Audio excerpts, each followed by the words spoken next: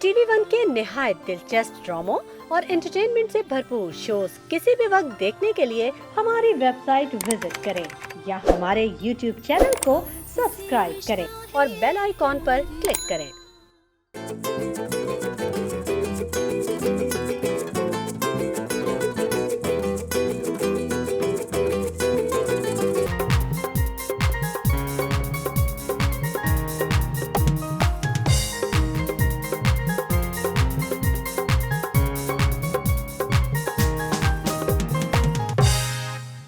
अस्सलाम वालेकुम ख़वातीन और हज़रात, very good morning to all of you. आप सबको द मॉर्निंग स्टार में खुशामदीद कहते हैं।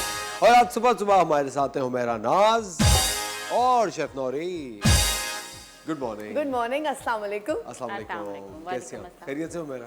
आप ठीक है नौरी? जी जी अल्हम्दुलिल्लाह। मंडे उठना कितना मुश्किल है? बहुत मुश्किल है, इतनी लेजीनेस जिंदगी में नहीं जितनी कि मंडे को होती है। लेकिन बहुत जल्द बहुत सारे लोग आराम से मंडे को सुबह उठ पाएंगे। पूछे कैसे? कैसे? क्योंकि बिजली का बिल बहुत आ रहा है, बिजली कटने वाली है। मंडे नहीं, वो सब वीक में होगा। हाँ, मैं वही तो कह रहा हूँ, बिजली का बिल बहुत आ रहा है। बहुत सारे लोग हैं जो कि नहीं दे पाएंगे, बिजली कट जाएगी। गर्मी से उठ जाएंगे, काम पे टाइम पे आएंगे। कट जाए, भले से कट जाए। हैं? सही बताएं।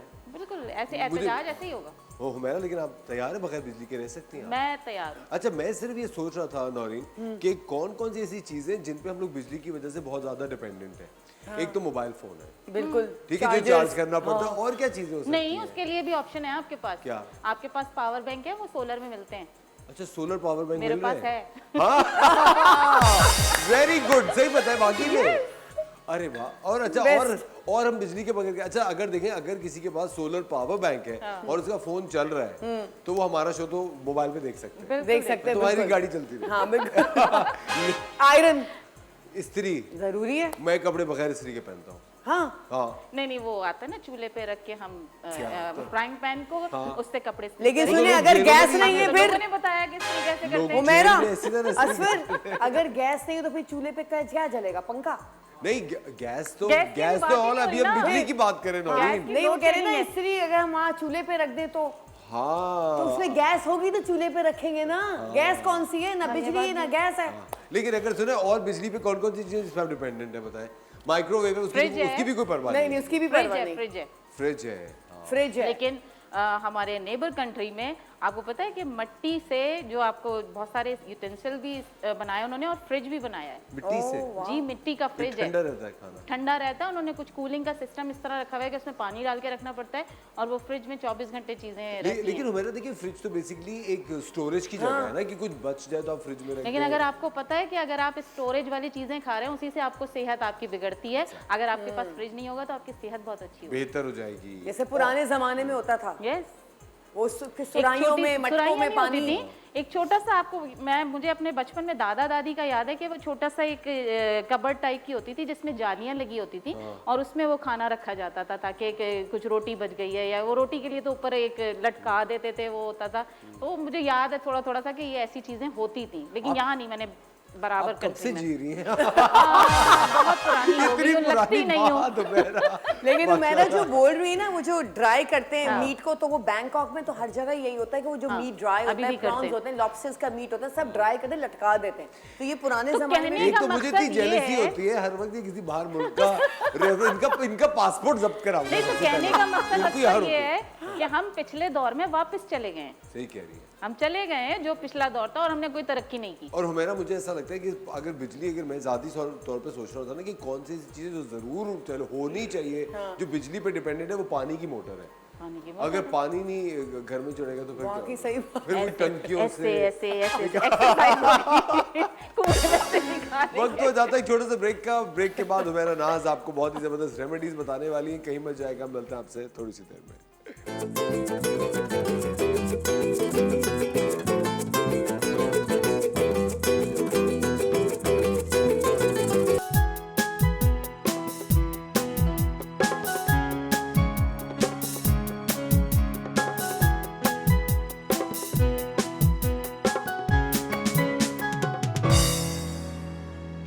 वेलकम बैक, आप देख रहे हैं द मॉर्निंग स्टार और हमारे साथ हैं हुमैरा नाज। जी हुमैरा, क्या बता रही हैं? मैं आज बालों को लेके थोड़ी सी चीज़ें बता रही हूँ कि आपने अपने बालों की प्रोटेक्शन किस तरह करनी है। 3 रेमेडीज़ हैं जिसमें हम बताएंगे। जिन लोगों के बाल जो हैं वो गंजपन आ जाता है उनके लिए है, जिन लोगों को खुश्की और सिक्रीट आ जाती है उसके लिए है, एंड देन एक लीव इन स्प्रे हम बताएंगे कि वो किस तरह बनाना है। तो सबसे पहले तो मैं बता दूं कि हम बनाते हैं जिन लोगों के बाल जो हैं वो मांग खुली खुली होना शुरू हो जाती है, गिर रहे होते हैं, उनके लिए बताते हैं हम। एक आपने एलोवेरा का लीफ लेना है और इस लीफ को इस तरह चाक करना है बीच में से। आप इसमें इस तरह, ये देखिए मैंने क्लोव्स को डालना शुरू कर दिया है, लौंगों को 10-12 लौंगे आपने इसी तरह, जैसे मैं पिरो रही हूँ इसी तरह आपने डालनी है। लौंगों को इस तरह रखना है। ये काला जादू कर रही है किसी का। जादू में भी लोग ऐसे ही करते हैं। जादू, ये जादू से कम नहीं होगा वैसे, ये हैं? जादू से कम नहीं होगा ये, है ना, जादू होगा जादू, बालों में जादू होगा, जादू। अच्छा, ये सारी लौंगे आप चाहें तो 10-15 लौंगे आपने इस तरह रख के इसको वापस इस तरह बंद करना है और किसी कपड़े में लपेट के 24 घंटे के लिए रख देना है। आप फ्रिज में रखें या कहीं बाहर किसी भी जगह पे आपने रख देना है। देन नेक्स्ट डे आपने ये सारी लौंगे इस तरह जेल के साथ निकालनी है, नेक्स्ट डे निकालनी है। अच्छा, जेल भी निकाल देना है, लौंगे भी निकाल देनी है और इसके अंदर सारा जेल आ जाएगा। जेल आने के बाद आपने इसके अंदर आप जो भी ऑयल यूज़ कर रहे हैं आप वो इसमें आराम से, कोकोनट ऑयल है आपके पास एलोवेरा में जो भी आप ऐड कर सकते हैं, सरसों का तेल, कोकोनट ऑयल, यहाँ मैंने ऑलिव ऑयल ऐड किया है, ठीक है। ये आपने ऐड कर देना है। अच्छी तरह मिक्स करने के बाद जेल सा बन जाएगा, ठीक है। ये आपने अपनी वो जगह जहाँ जैसे मांग किसी की खुल रही है या किसी के, ख़ास तौर पे ये वाला एरिया जो होता है यहाँ गंजपन ज़्यादा होता है, तो यहाँ आपने अच्छी तरह मसाज करना है फिंगर टिप से। मसाज करने के बाद 2 घंटे आप रख दें। 2 घंटे के बाद आपने किसी भी माइल्ड शैम्पू से वॉश करना है। कोशिश करें सल्फेट फ्री शैम्पू यूज़ करें, नहीं तो अरीठे से आपके बाल बहुत अच्छे धुल सकते हैं। रात को अरीठा को आप भिगो दें, आंवला अरीठा को, और सुबह उससे शैम्पू करें, आपके बाल बहुत अच्छे हो जाएंगे इससे। मेरा पहले बहुत सारी खवातीन आमला, रीठा, सिकाकाई घर में रखते थे और खुद ही उनसे कुछ ना कुछ एक फॉर्मूला बना के लगाते थे। क्या वो अब भी एप्लीकेबल है, लोग कर सकते हैं अभी भी? कर सकते हैं। देखें, अब हमारी लाइफ एक तो बहुत शॉर्ट टाइम हो गया हमारे पास, हमने खुद ज़ाया किया है टाइम को, हम खुद ज़ाया करते हैं। ये जो गैजेट्स हमारे पास है ना, इसमें अपना टाइम ज़ाया करते हैं, अपने लिए टाइम नहीं निकालते हैं। तो पहले की खवातीन आपको पता है मसाले भी घर में पीसती थी, हर काम अपने हाथों से हो रहा था। तो अब सहूलतें भी ज़्यादा आ गई हैं, तो लोग कहते हैं कि बनी बनाई चीज़ें, बस प्रोडक्ट आपने मार्केट से लेना है और अप्लाई कर लेना है। तो कोशिश किया करें जितनी ऑर्गेनिक चीज़ें आप लोग घर में यूज़ करेंगे। जैसे मैं बता रही हूँ कि मैं अपना फेस वॉश यूज़ नहीं करती फेस पे कभी भी। मैं बेसन, कभी कभी होता है तो कॉफ़ी ऐड कर लेती हूँ, दूध, बेसन, लेमन और ये सब चीज़ें मिक्स करके उससे वॉश करती हूँ फेस को। इसी तरह आप आंवला, रीठा, सिकाकाई थोड़े थोड़े रात को भिगो दें, सुबह देखेंगे कि वो अच्छी तरह सारे मिक्स हो जाएंगे। उसको मसल के उसका जितना जेल निकल रहा है उससे आप वॉश करें। चाहें तो थोड़ा सा शैम्पू ऐड कर लें, अगर आपको ज़रूरत है शैम्पू की, उसी में ऐड कर लें और उससे आप शैम्पू करें। आप देखें आपके बाल कभी नहीं टूटेंगे, ना गिरेंगे, मजबूत हो जाएंगे, मजबूत भी होंगे, घने भी होंगे उससे आपके बाल। अच्छा, हमारे साथ तैयबा हैं इस्लामाबाद से, उनसे बात करते हैं। अस्सलाम वालेकुम तैयबा। जी अल्लाह का शुक्र, थैंक यू फॉर कॉलिंग। क्या सवाल है आपका हुमैरा से? जी, मेरा ये सवाल है कि मैं कलर इस्तेमाल करती हूँ और बाल से तो वो कलर जो है तकरीबन सिर्फ 10 दिन तक रहता है बालों पे, उसके बाद बाल सफेद हो जाते हैं। और अगर कोई मेहंदी लगाओ तो वो अपना रंग छोड़ती रहती है। प्लीज़ कोई ऐसी रेमेडी बता दें कि जिससे बाल भी वो डाए रहें और वो अच्छा रहे। अच्छा, मैं समझ गई, ठीक है। ऑन एयर आपको जवाब देते हैं इसका।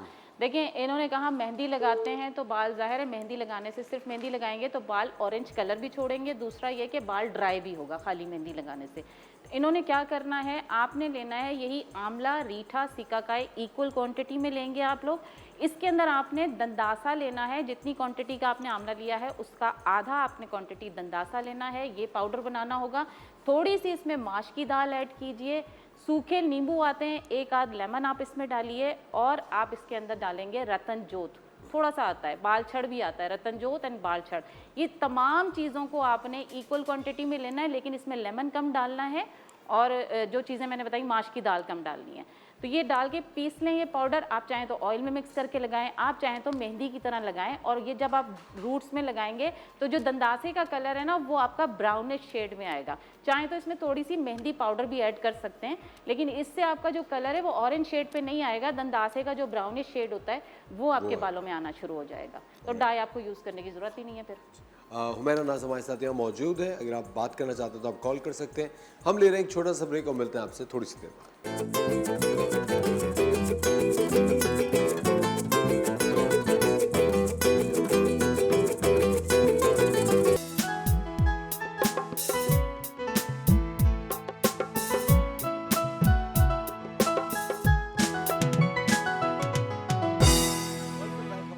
आप देख रहे हैं द मॉर्निंग स्टार। एक बार फिर आपको शो में वेलकम कहते हैं। और शेफ नौरीन कुछ अच्छे मूड में आज नहीं लग रही मुझे। कैसा पकड़ा मैंने आपको शेफ नौरीन आज? देखें क्या हुआ, क्यों मूड ऑफ है आपका? कुछ नहीं, सही है। एक इंग्रेडिएंट थोड़ा प्रॉब्लम था, मैंने कहा जल्दी से लेकर आ जाओ। अच्छा, आपको पता है जब रेसिपी आपको पता है कभी भी मेरा मैंने एक चीज़ देखी है, किसी का मूड अगर ऑफ हो ना, अगर आप देख रहे हो कोई गुस्सा कर रहा हो, ये एक इतनी अच्छी मैं आपको टिप दे रहा हूँ। कभी भी किसी आप दफ्तर में जाते हैं, आपके बॉस हो या कोई दोस्त हो या घर में अम्मी अब्बा तो होते ही गुस्से में, अगर कभी कोई गुस्से में ना उनके सामने आप हंसना शुरू कर दें, वो चीज़ कोई गुस्सा कर रहा हो वो चीज़ एकदम से ठंडी हो जाती है। कोई चीख रहा हो, गुस्सा कर रहा हो, हंसना शुरू कर दे, वो चीज़ वो पूरा माहौल बदल जाता है। बिल्कुल हाँ, सही नहीं कह रहा? सही कह रही, जैसे मैं भी हंस गई। देखिए आप सामने लगेगा क्या कह रहे हैं हमारे फैसल भाई, कहते हैं हंसी तो फंसी। खुदा के लिए आप किस तरह की बातें कर रहे हैं? पता नहीं फैसल भाई आपको क्या हो गया यार। जी हुमैरा, अगली रेमेडी बताएं। अच्छा, अगली रेमेडी जो मैं बता रही हूँ वो लिव इन स्प्रे बता रही हूँ कि आपने पानी लेना है।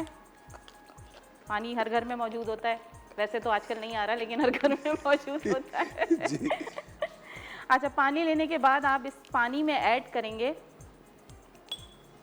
आपने लेना है 1 टेबलस्पून राइस, ठीक है, और तकरीबन इतनी ही आपने मेथी दाना ले लेना है, ठीक है। ये आपने रात भर सोक करने के लिए छोड़ देना है अच्छी तरह, ताकि इसके पानी में जो इसकी क्वालिटी है जेल भी बन जाएगा, जो मेथी दाने का जेल है वो भी इसमें आ जाएगा। और चावल की क्वालिटी ये होती है कि ये आपके बालों को हीट से प्रोटेक्ट करता है।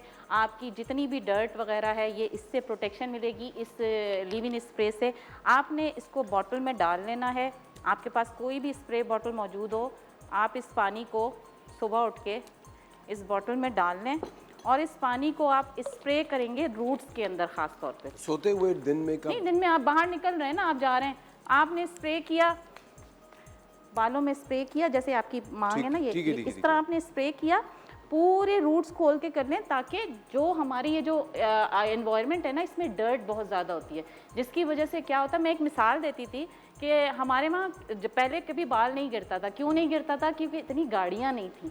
अब गाड़ियों की आप सोचे कि क्या वजह है? नहीं, जो टायर है ना, जब टायर रब करता है रोड के ऊपर तो जो उसके पार्टिकल्स है ना वो आपके हवा में शामिल होते हैं और वो आपके स्किन पे, आपके स्कैल्प पे आके बैठ जाते हैं और वो निकालना बहुत मुश्किल काम होता है। जब ये लिव इन स्प्रे आप सर पे लगा लेंगे ना तो ये आपकी प्रोटेक्शन हो जाएगी स्कैल्प की, पहली एक लेयर आ जाएगी, बिल्कुल लेयर आ जाएगी, वो आपको नुकसान नहीं देगा। वॉश तो आपको करना पड़ेंगे लेकिन आपके रूट्स को नुकसान नहीं देगा, बाल गिरने से बचेगा। ये आपका लिव इन स्प्रे हो गया। देन मैं आपको एक ऑयल बता रही हूँ बड़ा, ये देखिए, ये वो चीज़ है जिससे गंजे जो होते हैं ना, जो बच्चों के बाल ऐसे गिर जाते हैं, जगह जगह से आप देखेंगे कि एलोपेशिया वाली पैची से हो जाते हैं। ये आपको मेरे ख्याल से किसी से आप फ्री में भी ले आएंगे तो आपके पास आ जाएगा। आपने तवा उल्टा करके, ये है क्या चीज़? नारियल के बाल है, नारियल के बाल है। हाँ? ठीक है, ठीक है। तो आपने नारियल के बालों को जलाना है, इस तरह आपने इसका सुरमा बना लेना है। ठीक है। तवे पे जल जाता है, किसी भी तवे पे आप रख के इसको पाउडर बना लें अच्छी तरह। जलाने के बाद ये खुद ही पाउडर बन जाएगा। आपने इस सुरमे में कोई भी ऑयल, जो आप कोकोनट लेना चाहें, मस्टर्ड लेना चाहें, ये ऑयल मिलाना है। तकरीबन ये 1 चम्मच मेरे पास वो था सुरमा था जिसके अंदर मैंने 2 चम्मच ऑयल ऐड किए हैं और इसी के अंदर आपने मेथी दाना 1 चम्मच ऐड करना है और कलौंजी ऐड करनी है।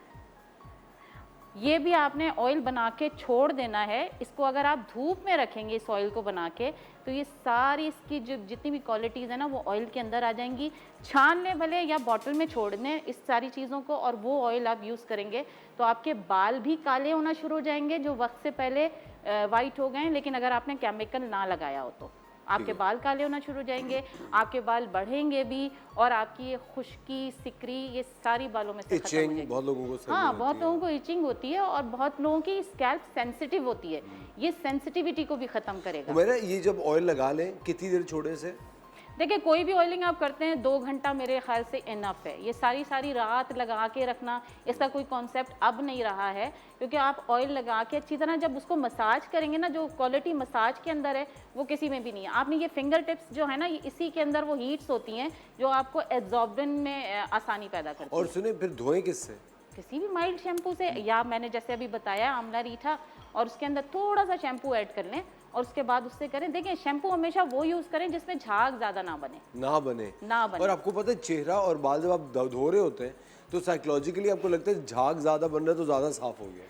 उस वक्त तो फील होता है ज़्यादा साफ हो गया, लेकिन अब हमारी पूरी बॉडी के स्किन के नीचे सीबम है। सीबम की एक्सक्रीशन हमारे लिए बिल्कुल सही है, लेकिन एक्सेस एक्सक्रीशन वो नुकसान देती है, जिससे आपका बाल भी निकल रहा होता है और आपकी एक्नी प्रोड्यूस हो रही होती है। हमें उसे बैलेंस करके चलना होता है। अब जब हमें ये जो झाग वाली चीज़ है ना, इसमें क्या होता है, क्या इसमें नमक होता है। नमक ज़्यादा डल जाता है तो वो आपके लिए नुकसानदेह है। नमक की एक छोटी मोटी क्वांटिटी होती है, वो आप यूज़ कर सकते हैं, लेकिन अगर ना करें उसमें, अगर आपके पास ऐसा शैम्पू है जो झाग नहीं बना रहा, वो बेस्ट है आपके लिए, वही बालों में यूज़ करें आप। बेबी शैम्पू जो माइल्ड होते हैं वो यूज़ कर सकते हैं। ये लैशेस पे, आईब्रोज पे यूज़ कर सकते हैं? लैशेस पे अगर करना है तो उसके लिए आप कैस्टर ऑयल यूज़ करें। ठीक है। कैस्टर ऑयल में ये चीज़ें डाल के, कैस्टर ऑयल में, और फिर उसके ऊपर मस्कारा वाला जो ब्रश होता है उससे लेके लगाएं, ताकि आपकी आंखों में ना जाए कोई भी ऑयल। वो ज़ाहिर है आप कोई भी ऑयल अगर आंख में जाएगा तो नुकसान देगा, लेकिन वो लैश वाला ब्रश जो होता है उससे यूज़ करें। क्योंकि मेरा एक एज के बाद, आफ्टर सर्टेन एज, खवातीन के बाल जो है वो बहुत ज़्यादा गिरना शुरू हो जाते हैं, आईब्रोज भी लाइट होना शुरू हो जाती हैं। तो ये किस एज से आप कह रही हैं कि इसको परमानेंटली इस्तेमाल करना शुरू करें कि वो चीज़ आपकी रह जाए? देखें, मैं समझती हूँ ये जितनी चीज़ें, इसमें कोई एज फैक्टर नहीं है। ठीक है। आप बचपन से भी अगर ये चीज़ ऑयल बना के लगाना शुरू कर दें तो इसमें तमाम वो क्वालिटीज़ हैं जो नुकसान नहीं देंगी किसी भी किस्म से। ये हैं ही, हर चीज़ जो है वो बालों के लिए। तो ऑयल अगर इस तरह का बना के आप रखते हैं अपने घर में, हर बच्चे को लगाएं। बहुत सारे ऑयल आपने नेट पे भी देखे होंगे, लेकिन हर तरह के ऑयल, अब मैंने इसमें देखे एक ऑयल हर चीज़ में यूज़ किया है। ये नहीं है कि मैं बोलूँ कि 4 किस्म के ऑयल लगाएं, वो मिक्स करें, फिर उसके अंदर सारी चीज़ें, जो ऑयल आपको सूट करता है, सरसों का है, आपको कोकोनट ऑयल है, आपको बादाम का तेल है, जो आपको सूट करता है आप उसमें ये चीज़ें ऐड करके यूज़ कर सकते हैं।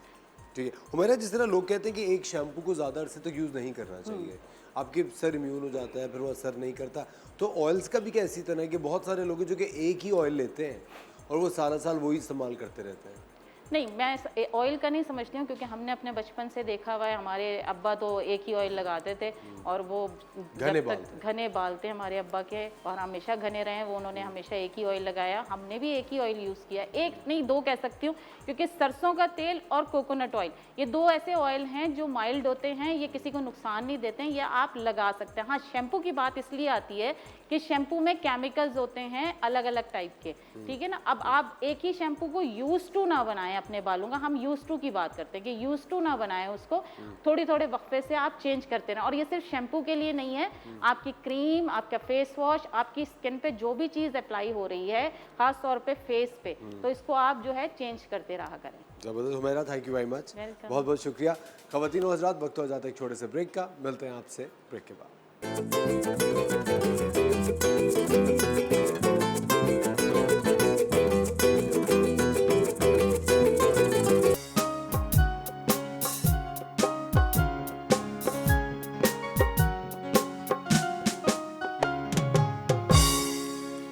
वेलकम बैक ख़वातीन और हज़रात, आप देख रहे हैं द मॉर्निंग स्टार। एक बार फिर आपको शो में वेलकम कहते हैं, और बहुत ही गुड न्यूज़ है अभी यंग मदर्स के लिए, वो वाली ख़वातीन जिनको अभी अभी अल्लाह ताला ने औलाद का तोहफ़ा दिया है, लेकिन परेशान है कि बेवक्त बच्चे के पेट में दर्द क्यों हो जाता है और उसका पेट का दर्द आप कैसे सही कर सकते हैं। इसके लिए आज हमारे साथ हैं डॉक्टर फरहाना रहमान। अस्सलाम वालेकुम डॉक्टर साहबा, कैसी हैं आप? वालेकुम अस्सलाम। खैरियत से? डॉक्टर साहब ये बच्चों को लेके ना माएँ बहुत परेशान होती हैं, ख़ास तौर पे जो न्यू मदर्स होती हैं, उनको समझ में नहीं आ रहा होता कि अब क्या करें। और आपको पता है ज़्यादातर जो अम्मियाँ और जो सासें होती हैं वो अपने पुराने नुस्खे वगैरह बताती हैं, जिसे बहुत सारी न्यू मदर्स हैं वो नहीं मानती, या वो कहती हैं भाई क्या बता रही हैं, इसको कैसे छोटे बच्चे के साथ हम ये वाली चीज़ कर सकते हैं। इसको इन्फेंटाइल कॉलिक कहते हैं डॉक्टर साहबा। What is infantile colic? इसकी डेफिनेशन अगर देखी जाए तो इसकी डेफिनेशन जो डिफ़ाइन की जाती है कि बच्चे के पेट में दर्द है, वो उसके सिम्टम्स और उससे इतनी ज़्यादा रिलेट नहीं करती है। अगर सिर्फ ये समझा जाए कि इन्फेंटाइल कॉलिक क्या है, तो किसी भी बच्चे को एपिसोडिक पेट का दर्द, 3 घंटे से ज़्यादा वो रोए, अनकंसोलेबल क्राई यानी चुप ही नहीं हो रहा, और हफ्ते में 3 दिन से ज़्यादा रोए और 3 हफ्ते से ज़्यादा ये सिम्टम्स उसके रह रहे हों, तो उसको इन्फेंटाइल कॉलिक कहते हैं, जिसमें आपका बच्चा रोता इतने बुरे तरीके से है कि पेरेंट्स को, स्पेशली न्यू मदर्स को, तो बिल्कुल समझ में नहीं आती। और इतना छोटा बच्चा बता नहीं सकता कि मुझे हो क्या रहा है, वो सिर्फ एक्सप्रेस इसी तरह करेगा, तो डर लगता है कि खुदा ना खास्ता कोई बड़ी चीज़ या कोई गलत चीज़ या कोई अंदर कोई प्रॉब्लम तो बच्चे के नहीं चल रहा। कभी कभी वालिदैन समझते भी नहीं, वो कहते हैं बस ऐसे ही रो रहा है। हाँ, कुछ वो तो इग्नोरेंस है, वो तो उनके रोने की परवाह ही नहीं करते, लेकिन ये वाला रोना वालिदैन को चैन से बैठने देता नहीं, क्योंकि ये बहुत ज़्यादा रोना है। अब आप जैसे पिक्चर में आपको नज़र आ रहा है कि बच्चा बहुत ज़्यादा अपनी मुट्ठियाँ भींच लेगा, पाँव अकड़ाएगा, पेट सख्त कर लेगा, इतनी हाई पिच्ड क्राई होगी कि आप उसको इग्नोर कर नहीं सकते, और बहुत 3 घंटे से ज़्यादा तक वो बच्चा रोता है, और उसके बाद वो आपको ऐसा लगता है लिटरली कि बच्चा थोड़ा काफ़ी हद तक तड़पने की स्टेज में है और पता नहीं कि क्या वजह है। डेफिनेटली फर्स्ट टाइम होता है तो पेरेंट्स जाते हैं डॉक्टर के पास और पूछते हैं सारे डायग्नोसिस टेस्ट, अगर इसके अलावा और भी सिम्टम्स हों तो सारी चीज़ें, अगर आप सारी चीज़ें एक्सक्लूड कर लें कि पेट का कोई मसला नहीं, दिमाग का कोई मसला नहीं, बच्चे में कोई और कमज़ोरी नहीं है और बच्चे को कोई और प्रॉब्लम नहीं है, ना खून का प्रॉब्लम है ना किसी और चीज़ का, तो फिर डायग्नोसिस हो जाता है कि जी ये इसको इन्फेंटाइल कॉलिक है। और उसके लिए जो ट्रीटमेंट है वो बहुत ट्रायल्स हुए, बहुत सारी चीज़ें देखी गई, बहुत सारी चीज़ों को ट्राई किया गया प्लेसेबो दे करके और चीज़ें दे करके, तो प्रूफ कुछ भी नहीं हुआ, क्योंकि किसी चीज़ का कोई बेनिफिट सामने नहीं आया। ठीक है। सिवाय इसके कि आप ये टाइम पीरियड गुजारें। इसकी रीज़न्स में कुछ है कि कुछ थोड़ी सी बच्चे की जो है वो गट की मूवमेंट नहीं होती, क्योंकि छोटा बच्चा होता है, ज़्यादा मूव नहीं कर रहा होता, किसी वजह से वो स्लो है, कोई लैक्टोबैसिलाई की कमी है, या फिर कोई जो है वो माइक्रोफ्लोरा, जो हमने जैसे पहले बात की थी कि गट एक्सेस होता है, उसमें थोड़ी सी डिस्टर्बेंस है, तब प्रॉपरली अभी वो सही नहीं बना है, तो ये सिम्टम्स बच्चे के आ रहे होते हैं इसके साथ।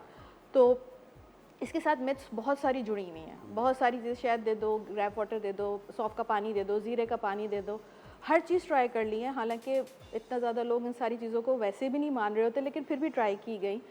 किसी चीज़ का कोई प्रूफ नहीं मिला कि इसने कोई सिम्टम्स में या रोने के ड्यूरेशन में कमी या दर्द में कमी करेंगे। ठीक है। कुछ भी नहीं होता, सिवाय इसके कि ये जब बच्चा थोड़ा क्रॉल करने लगता है, 4 मंथ्स का हो जाता है या उससे ज़्यादा थोड़ा बड़ा हो जाता है, तब जाके ये चीज़ थोड़ी सी बच्चे की सेटल करती है, और हर 4 में से एक बच्चे को ये चीज़ होती ही है। डॉक्टर साहब, तो ग्राइप वाटर तो बहुत सारे लोग देते हैं बच्चों को। देखिए असफर, उसमें सिर्फ एक बात है, उसका फ़ायदा कोई नहीं है, लेकिन किसी को खुदा ना खासा, वैसे तो रिएक्शन बहुत कम लोगों को आए, लेकिन कुछ पता नहीं होता, किसी भी चीज़ से कोई सेंसिटिविटी किसी बच्चे की हो तो वो एक मसला हो जाता है। अगर तो फ़ायदा हो तो दें, वो रिस्क वर्सेस बेनिफिट है कि बहुत ज़्यादा फ़ायदा तो आप रिस्क ले लेंगे, चलो कोई रिएक्शन हो जाएगा, लेकिन जब फ़ायदा ही नहीं है तो फिर देने की ज़रूरत क्या है। सही बात है।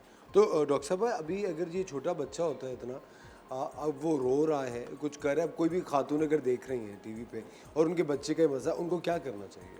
इसके जो है वो देखिए, ये तो इसमें कंफर्म है कि ये अनकंसोलेबल क्राई है, बच्चा चुप नहीं करता, लेकिन थोड़ा सा जैसे आप देखें सुकून हो जाए, थोड़ा सुकून हो जाए, तो वो टमी टाइम एक कहते हैं कि बच्चे को तकिए के बल लिटा दें और उसमें ख्याल करें कि बिस्तर में मुंह ना दब जाए, यानी उल्टा लिटा दें, पेट के बल तकिए पर थोड़ा सा हाइट पे, और उसका मुंह ना दबे, उससे थोड़ा सा ये बच्चे थोड़ा बहुत कंसोल हो जाते हैं। या माँ अपने ऊपर लिटा के थोड़ी देर बिठा ले या टहला ले, इन सब चीज़ों से बच्चा थोड़ा थोड़ा बहलता है, थोड़ा थोड़ा सोने की तरफ आता है, लेकिन ये कि उसका ये टाइम पीरियड पूरा होता ही है, ये एपिसोड उसकी पूरी होती ही है, ये होगा ही और परेशान नहीं होना चाहिए। परेशान नहीं होना, आप सारी चीज़ें पहले एक्सक्लूड करवा लें कि कोई और मसला नहीं है, ये नहीं कि रो रहा है तो चलो जी इन्फेंटाइल कॉलिक ही होगा तो घर में आराम से बैठे रोने दो। हाँ, क्योंकि इसमें ये देखना है कि उसको डायरिया तो नहीं हो रहा, वॉमिटिंग तो नहीं हो रही, इसको फीवर तो नहीं हो गया, या बहुत ज़्यादा लेथार्जिक तो नहीं है। इसमें शर्त ये कि अदरवाइज बच्चा हेल्दी है। इस एपिसोड के अलावा बच्चा हेल्दी है, फीड प्रॉपर करता है, कोई मसला नहीं करता फीड में, फीड का कोई इशू नहीं है, कम नहीं खा पीता दूध लेता, या फिर खेलने कूदने में या रिस्पॉन्स में कोई सुस्ती है या सो रहा है बहुत ज़्यादा, तो ये सारी चीज़ें जिसमें देखना पड़ेगा कि कोई और वजह तो नहीं है रोने की। और डॉक्टर साहब इसका एज ग्रुप क्या होता है जब ये हो रहा होता है? ये नौमौलूद यानी जो 1.25 महीने का होता है, 2 to 3 वीक्स में ये स्टार्ट हो जाता है और ये 4 to 6 मंथ्स में ठीक हो जाता है। जब बच्चे थोड़ा क्रॉलिंग की स्टेज में और रोलिंग की तरफ Movement आते हैं में ना, जब मूवमेंट आना आती शुरू है, होता है। क्योंकि गैसेस और ये सब की वजह से बच्चे को पेट में दर्द हो रहा होता है, तो मूवमेंट में जब गट की मोटिलिटी, आंतों की जो है वो चलना मतलब शुरू होता है, मोटिलिटी मूवमेंट शुरू होती है, तो ये बेहतर हो सकता है। डॉक्टर साहब जो बहुत सारी खवातीन बच्चों को मालिश करते हैं ऑलिव ऑयल से, जैतून के तेल से, सरसों के तेल से, उससे फ़ायदा होता है क्या?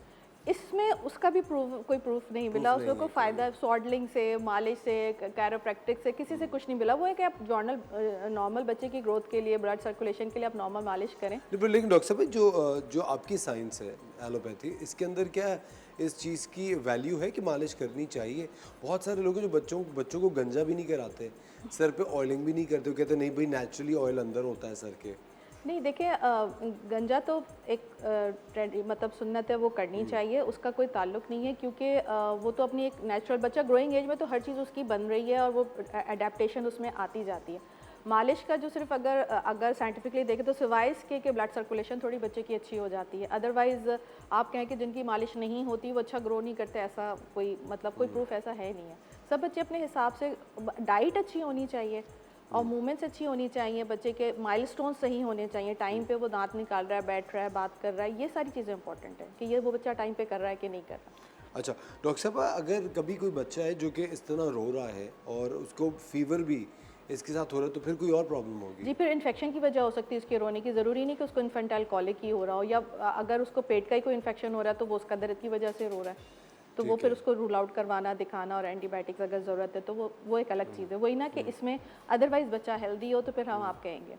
ये वही ट्रायल्स की हमने बात की थी कि अब दो बच्चे होते हैं कि अच्छा इसमें ये भी होता है कि फार्मूला फेड बच्चे हैं या ब्रेस्ट फेड बच्चे हैं, तो उसका भी कोई ताल्लुक नहीं है। दोनों में इक्वली बेसिस पर होता है। इसमें मेल फीमेल का भी कोई फ़र्क नहीं कि लड़कों को ज़्यादा होगा या लड़कियों को ज़्यादा होगा। अब इसमें सिवाय इसके थोड़ा बहुत उन्होंने देखा था कि हाइड्रोलाइज फार्मूला अगर दे दें बच्चों को तो कुछ बेहतर हो जाते हैं, लेकिन वो एक स्टडी अगर कहती तो दूसरी स्टडी उसको डिनाई कर देती है। लेकिन डॉक्टर साहब, बच्चे की अगर आप अटेंशन हटाएं कोई खिलौना देके या किसी वो तरह बहला बहलाना के, तो कोशिश तो सारी करें, कहने का मकसद ये है कि आप छोड़ ना दें कि बच्चा रो रहा तो उसको रोने दें अपने टाइम पे, लेकिन कोशिश आप सारी करेंगे, लेकिन आप बैक ऑफ द माइंड आपके ये होगा कि ये इन सब चीज़ों का नतीजा ये नहीं निकलेगा कि वो बिल्कुल चुप करके बैठ जाएगा और उसका दर्द खत्म हो जाएगा। बस बैक ऑफ द माइंड ये होना चाहिए। कितनी देर तक बच्चे को रोने दें? 3 आवर्स से ज़्यादा रोते हैं ये वाले बच्चे, यही डायग्नोसिस होता है। 3 घंटे से ज़्यादा रो रहे होते हैं, हफ्ते में 3 दिन इनकी 3 दिन से ज़्यादा एपिसोड्स होती हैं और 3 हफ्ते से हो चुकी होती हैं तक, तो फिर कहते हैं कि हाँ ये वही वाली चीज़ है। मतलब डायग्नोस्टिक क्राइटेरियाज का ये 3 का फॉर्मूला है इसमें। अच्छा, तो इतना ये रोते हैं। डॉक्टर साहब इसमें लिखा हुआ है हर्बल टीज, ये वही मिथ्स हैं कि मदर्स को कहते हैं कि आप ये लें वो लें, बच्चों को वो जिंजर टी पिला दें, जीरे का पानी, सौंफ की टी पानी पिला दें, वो सब किसी चीज़ का कोई फ़ायदा नहीं है। कोई फायदा नहीं, कोई ये फायदा होगा। नहीं। ये होगा और इनमें से किसी ने भी कम किया नहीं दर्द।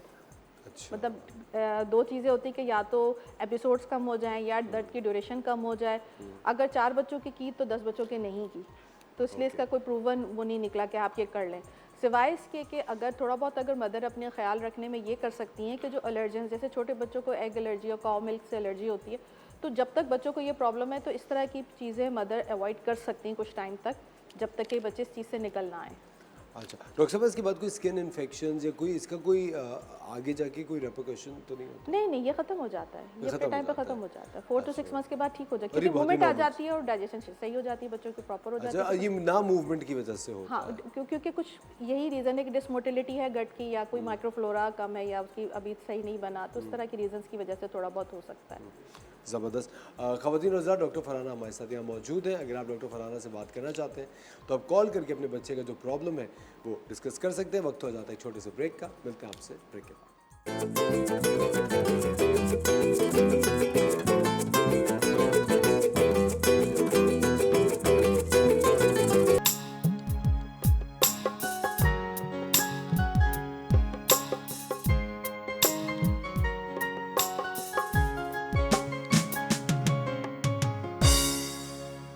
Welcome back. आप देख रहे हैं द मॉर्निंग स्टार। एक बार फिर आपको शो में वेलकम कहते हैं। डॉक्टर फरहाना हमारे साथ मौजूद है और बात कर रहे हैं छोटे बच्चों के इश्यूज़ पे।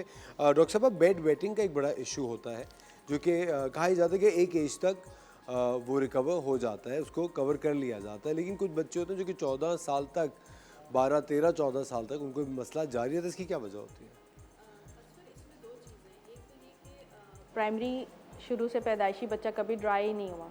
इसमें पहले हम एज डिसाइड कर लें। 5 साल तक हम कहते हैं कि ठीक है, आप ट्रेनिंग, कोई भी वजह हो सकती है, ट्रॉली ट्रेनिंग अच्छी नहीं है या समझ में नहीं आया बच्चे को, 5 साल से ज़्यादा है और स्टिल बेड वेट कर रहा है, तो फिर हम उसकी डेप्थ में जाते हैं कि क्या वजह है।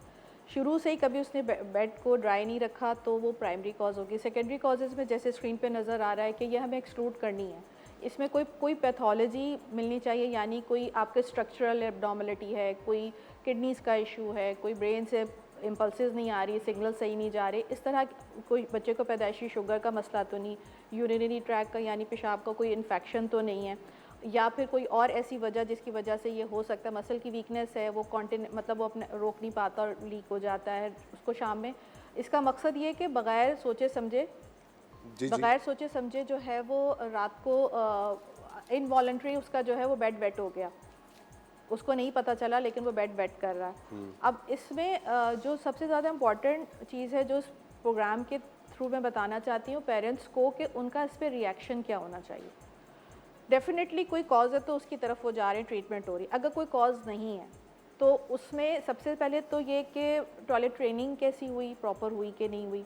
यूजुअली मदर्स क्या करती हैं, पैम्पर जब छुड़वाती हैं बच्चों का तो वो उसको उस पर 100% नहीं रहती। वो कभी कहीं निकलना है, 2 हफ्ते 3 हफ्ते बच्चे ने पैम्पर नहीं पहना, कहीं जाना तो पैम्पर पहना दिया। एक ही रीज़न भी होता है, बच्चा कंफ्यूज रहता है कि मैं कब बताऊँ, कब सोचूं, कब महसूस करूँ। एक ये प्रॉब्लम भी होता है, ये कुछ लोगों का बहुत लंबे अरसे तक चलता रहता है। दूसरा ये कि अगर स्टिल कोई भी रीज़न नहीं है लेकिन वो उसका इनवॉलंटरी बेड वेट हो रहा है, तो सबसे पहला काम क्या होता है, डांटना, मारना, पनिश करना। ये इससे बच्चा ठीक नहीं होगा, ये बल्कि उसकी इस प्रॉब्लम को और सवेयर करेगा, जो खौफ बढ़ जाएगा। और इसमें साइकोलॉजिकल एस्पेक्ट्स होते हैं बेड वेटिंग के, कोई चाइल्ड अब्यूज़ की हिस्ट्री भी हो सकती है इसमें। ये सब एक्सक्लूड करने के बाद देखना होता है कि अब इसको क्या करना। अगर सब चीज़ें ठीक हैं और सिंपल, और दिन में नहीं है, दिन में बेड मतलब इनवॉलंटरीली वो नहीं करता, दिन में वो प्रॉपर वॉशरूम जा रहा है, बताता है, कंट्रोल है, लेकिन रात को हो जाता है, तो इसमें सिर्फ और सिर्फ ये देखना है कि मदर्स जो हैं या पेरेंट्स जो भी वो टाइमिंग्स नोट करें। कुछ छोटे छोटे बेसिक मेजर्स वो घर में ये कर सकते हैं कि शाम के बाद लिक्विड इंटेक, स्पेशली कैफ़ीन, चाय वगैरह, ये सब बच्चों का कम करें, कोल्ड ड्रिंक्स वगैरह। फिर सोने से पहले 1 या 2 दफ़ा उनको वॉशरूम जाने की आदत डालें। फिर यूजुअली मदर्स को टाइमिंग्स पता होती हैं कि किस टाइम तक, कभी कुछ मदर्स ऐसे एफर्ट्स कर रही होती हैं कि उस टाइम से पहले वॉशरूम ले जाती हैं बच्चों को, तो बेड वेट नहीं होता, मतलब वो कोशिश करती हैं और उनको अंदाज़ा होता है क्या टाइम है। तो अगर थोड़े से बड़े बच्चे हैं तो उनको उठाया जाए उस टाइम पर कि आपका बाथरूम जाएँ आप इस वक्त, एक ये तरीक़ेकार है। फिर इसमें 4 स्टेप्स में इसकी ट्रीटमेंट होती है। पहले बिहेवियरल थेरेपी है, फिर हम रिवॉर्ड सिस्टम की तरफ एडवाइस करते हैं, फिर हम कहते हैं कि आप अलार्म थेरेपी पे जाएं। मेडिसिन तो खैर एंड है, लेकिन अगर आप बिहेवियर थेरेपी में तो उसमें यही है कि अगर बच्चा सिर्फ इतनी एफर्ट भी कर रहा है थोड़ी सी, ये नहीं कि अगर उसने पूरी रात ड्राई रहा तो आप उसको रिवॉर्ड कर रहे हैं अगले दिन कुछ भी जिस उस एज के हिसाब से, लेकिन अगर वो सिर्फ एफर्ट भी कर रहा है, वो उठा था या उसने सोने से पहले 3 या 4 दफ़ा वॉशरूम गया कि मम्मा ने कहा है तो मुझे वॉशरूम जाना है, तो ये भी इसका रिवॉर्ड है। ये बिहेवियरल थेरेपी है। इसको भी हम कुछ 2-3 महीने देते हैं कि इससे बेहतरी आ जाए। नहीं तो फिर हम जाते हैं उसकी तरफ, आपके रिवॉर्ड सिस्टम की तरफ, कि उसको कुछ अच्छा उसके लिए लेकर के जाएं। फिर तीसरी चीज़ जो है वो अलार्म थेरेपी है। अलार्म थेरेपी जैसे कि यहाँ पे एक सिस्टम है, सेंसर होता है जो बच्चे के आपके अंडरवेयर में लगा होता है और वो उस अलार्म हल्का सा बज जाता है, जिससे मदर अवेयर हो जाए कि यूरिन लीक होना शुरू हुआ तो वो उसको वॉशरूम में ले जाए। या ज़रा बड़े बच्चे होते हैं तो वो अलार्म थेरेपी से खुद अपने आप को समझ रहे होते हैं कि हमें अब वॉशरूम उठ के चले जाना है, और थोड़ा सा मेहनत वाला काम है। एट दी एंड तो उसमें वही है कि आपको मेडिसिन पर जाना है। अगर ये 3-3 महीने के ट्रायल से ये सारी चीज़ें ठीक नहीं हुई तो हम फिर ट्रायल देते हैं मेडिसिन का, जो कि यूरिन की प्रोडक्शन को रात को कम करे ताकि फिर बच्चे को वॉशरूम मतलब लीक ना हो उसका। और आहिस्ता आहिस्ता ट्रेनिंग और मेडिसिन से फिर डॉक्टर साहब अगर लिक्विड इंटेक बच्चे का कम कर देते हैं तो डिहाइड्रेट हो सकता है। नहीं, एक्स्ट्रा लिक्विड नहीं, जैसे सोने से पहले बच्चे कोल्ड ड्रिंक्स पी रहे हैं और दूध पी रहे हैं और चाय पी रहे हैं, पानी पी रहे हैं, तो आप दिन में जितना मर्जी उसको हाइड्रेट करें, शाम में आप थोड़ा सा लिक्विड इंटेक रिस्ट्रिक्ट करें। ठीक है, लेकिन डॉक्टर साहब अगर लिक्विड हम इंटेक रिस्ट्रिक्ट कर देते हैं तो ये प्रॉब्लम कैसे सॉल्व होगा? प्रॉब्लम तो वही रहेगा, यूरिन कम बनता है ना। अच्छा यूरिन की प्रोडक्शन हम जो मेडिसिन दे रहे हैं उसमें भी तो हम यूरिन प्रोडक्शन कम कर रहे हैं। नहीं, लेकिन डॉक्टर साहब हम लोग वो उसके कंट्रोल को कैसे डेवलप करें?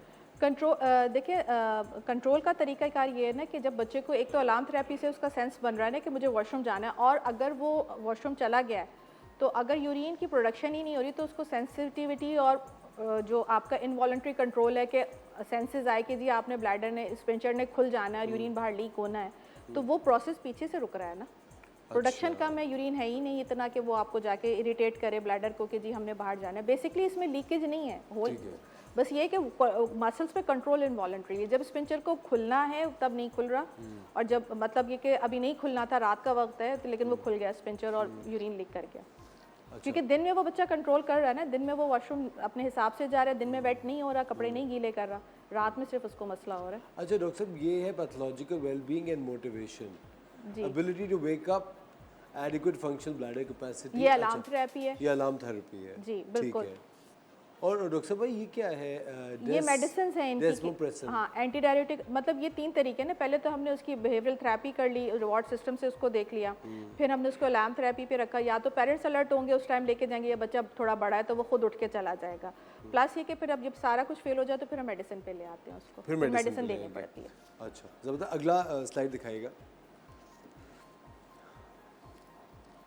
ये अलार्म है जिसमें सेंसर होता है, जब यूरिन का थोड़ा सा उसको वो लिक्विड फील होता है तो वो उठा देता है, बटन ऑन हो जाता है, अलार्म बजता है, बच्चा उठ जाए या फिर पेरेंट्स साथ कमरे में है तो वो उठ के आके बच्चे को वॉशरूम ले जाए। अच्छा ठीक है। तो डॉक्टर साहब भाई इससे बच्चा भी खुद ये कम बड़े छोटे बच्चों को भी लगा सकते हैं? 5 इयर्स के बाद ही 5 लगाएंगे। years के छोटे बाद मैंने वही कहा ना, छोटे बच्चे हैं तो पेरेंट्स उठेंगे, अलार्म बजेगा तो उनको एक अलर्ट हो जाएगा कि लेके। ये एक habit, basically this is a kind of a toilet training ना, कि अगर 3 या 4 बजे रात को बच्चे को वॉशरूम की नीड है और वो उठ नहीं रहा, बेड कर रहा है, लेकिन उसको समझ में आ रही किसी ना किसी तरह तो उठ रहे हैं। कुछ मदर्स की सेंसेस काम करती हैं, जब वो देखती हैं कंटिन्यूसली ये सीन हो रहा है तो फिर वो खुद ही उठना शुरू हो जाते हैं। डॉक्टर साहब कुछ बच्चे होते हैं जो कि खेल कूद की वजह से या Hold सिर्फ करते हैं होल्ड करते हैं और नहीं जाते बाथरूम, वो चीज़ इस चीज़ को जन्म दे सकती है? नहीं, वो एक अलग चीज़ है, उससे ज़्यादा तो यूरिन इन्फेक्शन हो सकता है होल्ड करने की वजह से। बहुत उसमें बहुत ज़्यादा बहुत सिवियर कंडीशन में इनकॉन्टिनेंस डेवलप हो सकता है, लेकिन ये कि ये तो एक ये वो वाला इनकॉन्टिनेंस है जो है, जो बच्चे के बस में नहीं, जो बच्चे को पता ही नहीं, वो इनवॉलंटरीली कर रहा है इसको, और वो वाला तो वो पर्पसफुली है, उसमें ज़्यादातर यूरिन इन्फेक्शन हो जाता है यूरिन होल्ड करने की वजह से, और हैबिट्स खराब हो जाती है। ये प्रॉब्लम क्या साइकोलॉजिकल किसी इशू की वजह से होती है या इट्स अ मेडिकल प्रॉब्लम? ये साइकोलॉजिकल एस्पेक्ट्स होते हैं इसमें, ठीक है। और उसके अलावा इसमें फैमिली टेंडेंसी बहुत ज़्यादा मेल्स में ज़्यादा है कि मेल वर्सेस फीमेल में मेल्स में ज़्यादा होता है ये, और अगर फादर का वो ये था तो 80% चांसेस है कि बच्चों को होगा। फादर की ज़्यादा हिस्ट्री है, अगर फादर की हिस्ट्री है तो 80% चांसेस। लेकिन डॉक्टर साहब किस एज तक ये मुकम्मल तौर पर एलिमिनेट हो जाता है? देखिए डिपेंड करता है कि किस एज में जा कर के या आपने इसका ट्रीटमेंट कब से कैसे चला। कुछ लोग रिपोर्ट ही बहुत देर से करते हैं ना। अच्छा। अगर आप एज अर्ली एज पॉसिबल आप अगर ट्रीटमेंट सीख कर लें तो ये जल्दी भी ठीक हो सकता है। ज़बरदस्त डॉक्टर साहब, बहुत बहुत शुक्रिया आपका, थैंक यू वेरी मच। ख़वातीन और हज़रात, हमारी यही कोशिश होती है कि आपकी ज़िंदगी के अंदर हम किसी ना किसी तरह की आसानी पैदा करें। वक्त हो जाता है एक छोटे से ब्रेक का, मिलते हैं आपसे ब्रेक के बाद।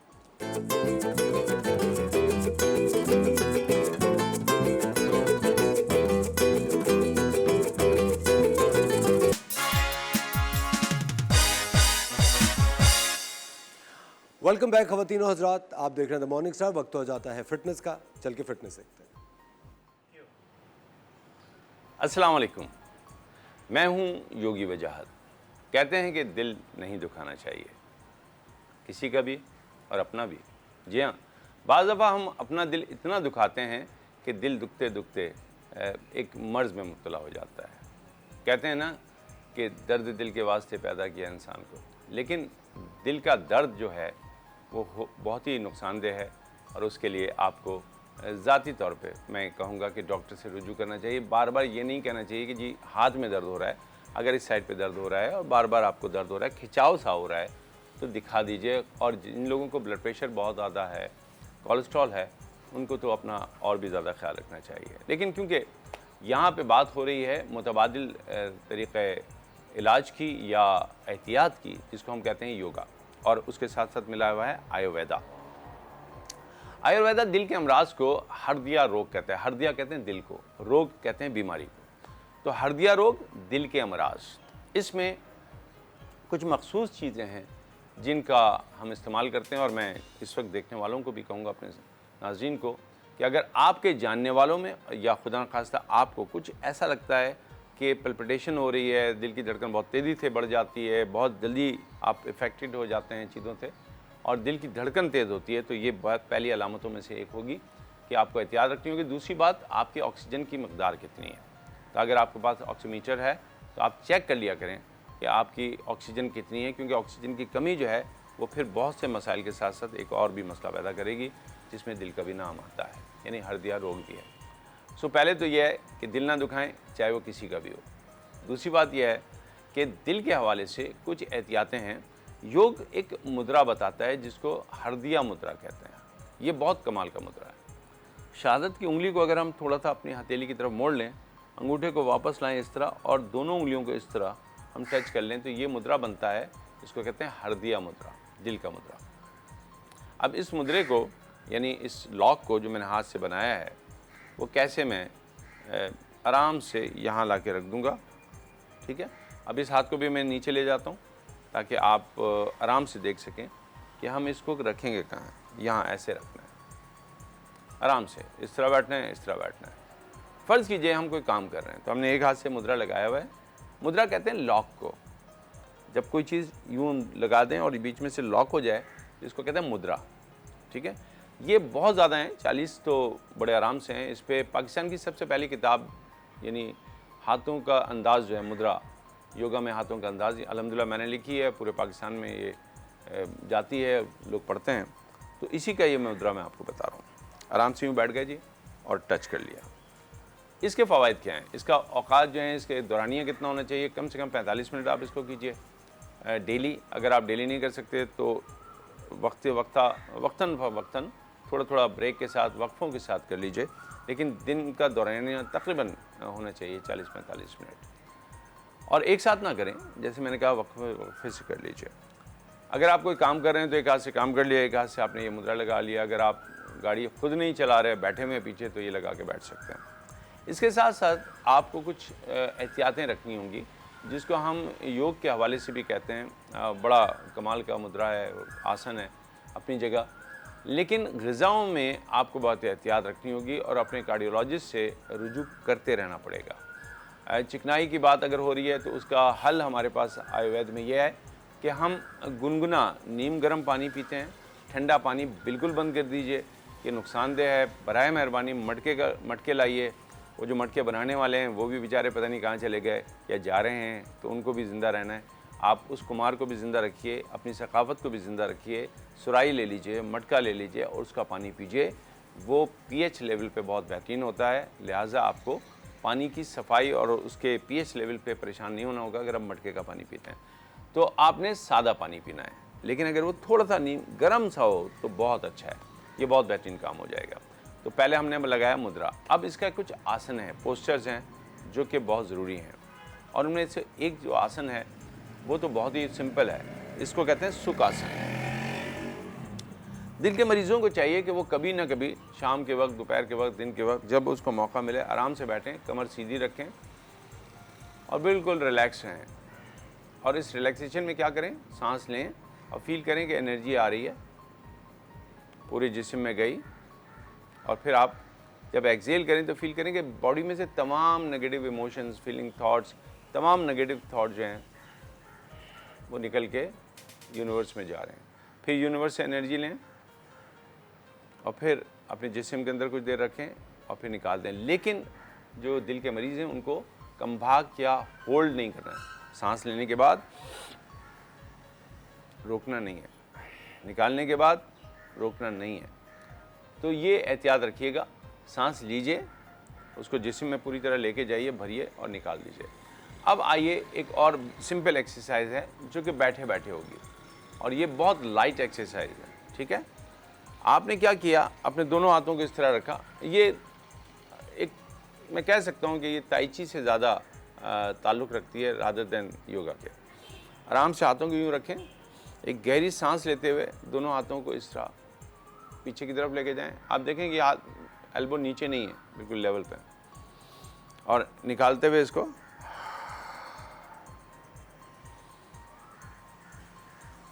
ये इनहेल है, ये एक्सेल है। इसको 5-10 दफ़ा कीजिए। आप हाथ खोल के भी कर सकते हैं, लेकिन इसका जो स्पेसिफिक तरीका है वो आपको मिलेगा विक्रम योग में, और ये बहुत कमाल का है। ये उन तमाम लोगों के लिए भी अच्छा है जिनको अपना वोकल कॉर्ड्स या अपना गला सही करना है, उनको गुलकार हैं, फनकार हैं, बोलते बहुत हैं, टीचर हैं, असातिज़ा हैं, उनके लिए भी अच्छा है, लेकिन जिनमें ऑक्सीजन की कमी है उनके लिए भी अच्छा है। इस तरह हाथ मिला लीजिए, सांस लेते हुए दोनों एल्बो को ऊपर कीजिए और गर्दन को नीचे कर लीजिए।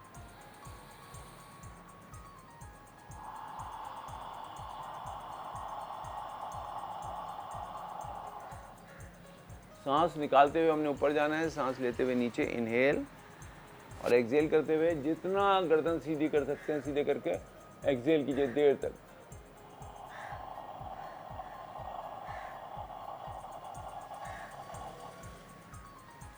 फिर सांस लीजिए, फिर सांस निकालिए।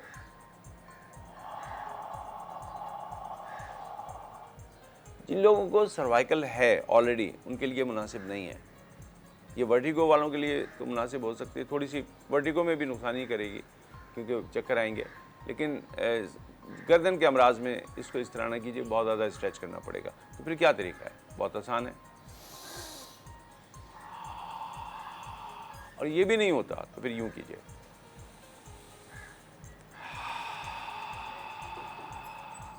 अस्थमा के मरीज़ के लिए भी ये फ़ायदेमंद है क्योंकि वो जितनी सांस निकालेंगे उनको उतनी ही सांस बेहतर तौर पर लेने का मौका मिलेगा। आइए इसमें हम एक और आसन करते हैं। गो कि ये डैडमैन पोज़ है, बिल्कुल आराम से लेट जाने का पोज़ है, लेकिन मैं इस वक्त इतना तो नहीं करूँगा कि आप बिल्कुल लेट जाएं क्योंकि आपने बहरहाल शो को आगे भी देखना है। तो आप क्या करें, इस तरह बैठें, कोई कुशन पीछे लगाएं और आराम से इस तरह ढीला छोड़ दें, अपने आप को ढीला छोड़ दें, बिल्कुल ढीला।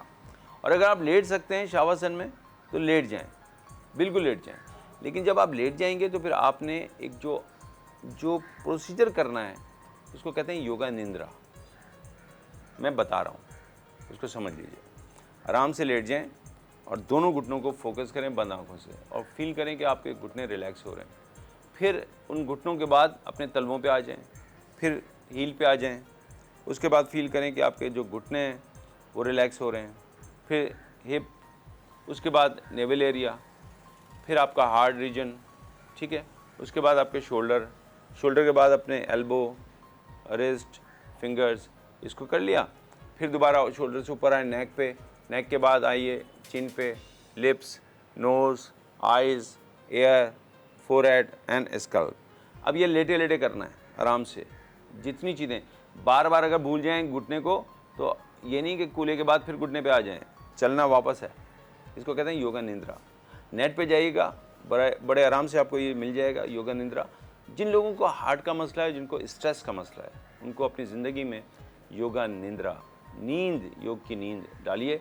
एक तो आपकी नींद अच्छी हो जाएगी और आपको जो अमराज हैं वो कम हो जाएंगे। लेकिन यहाँ पे हमें कुछ खाने पीने की चीज़ों की तरफ जाना होगा।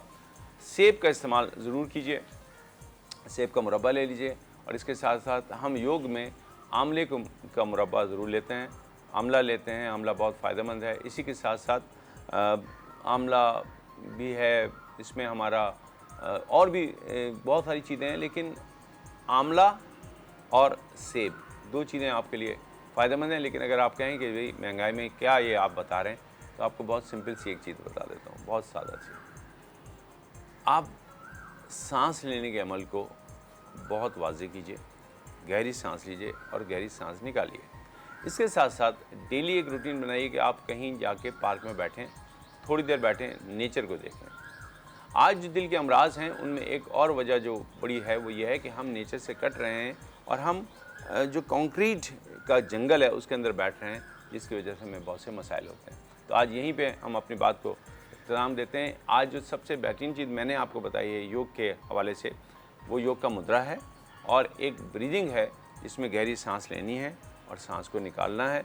इसके कई तरीक़े हैं जो कि मैंने आपके सामने बताए, लेकिन अगर आपको कोई तरीक़ा भी याद ना रहे तो ये तो याद रहेगा कि सांस लेना है, और जब सांस लेना ही है तो सांस को ज़रा गहरा ले लीजिएगा।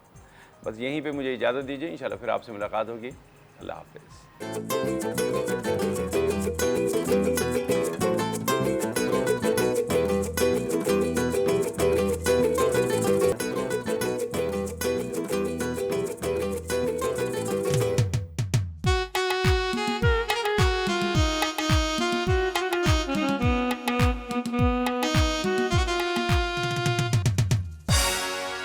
वेलकम बैक खवातीन और हज़रात, आप देख रहे हैं द मॉर्निंग स्टार। वक्त हो जाता है किचन क्वीन का।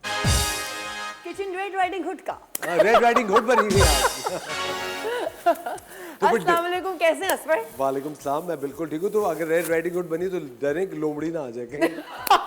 उसमें तो लोमड़ी आ जाती है रेड राइडिंग हुड। टाइगर्स के पास लोमड़ी नहीं आएगी।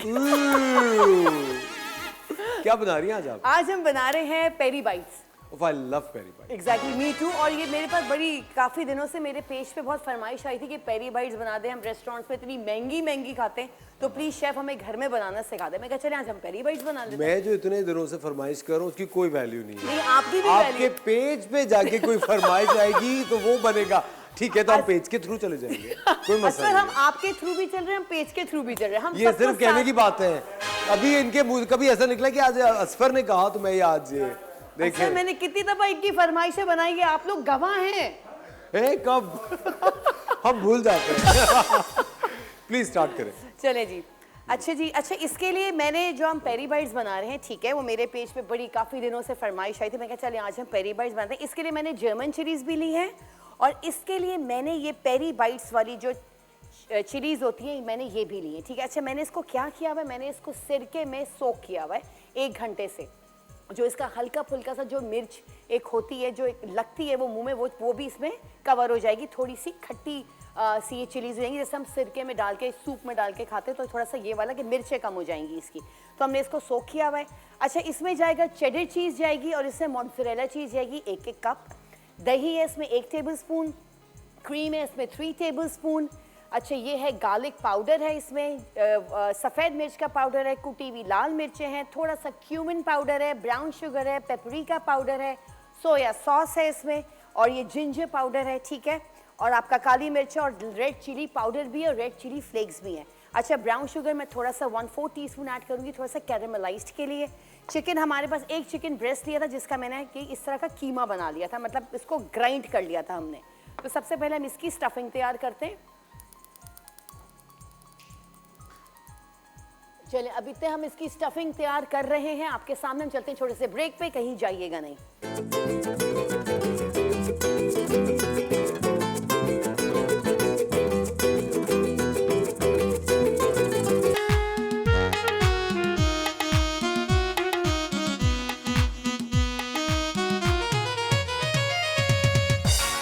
चलिए जी, वेलकम बैक। ब्रेक पे जाने से पहले मैंने पैन रखा था, मैंने इसमें 1 टेबलस्पून ऑयल डाला है। कोई सा भी ऑयल आप लोग डाल सकते हैं। अब मैं इसके अंदर डालूंगी ये चिकन जो मैंने आपसे कहा था 1 ब्रेस्ट पीस का कीमा हमने बना लिया था, अच्छी तरह उसको ग्राइंड कर लिया था। तो हम ये कीमा इसमें डालेंगे, ठीक है।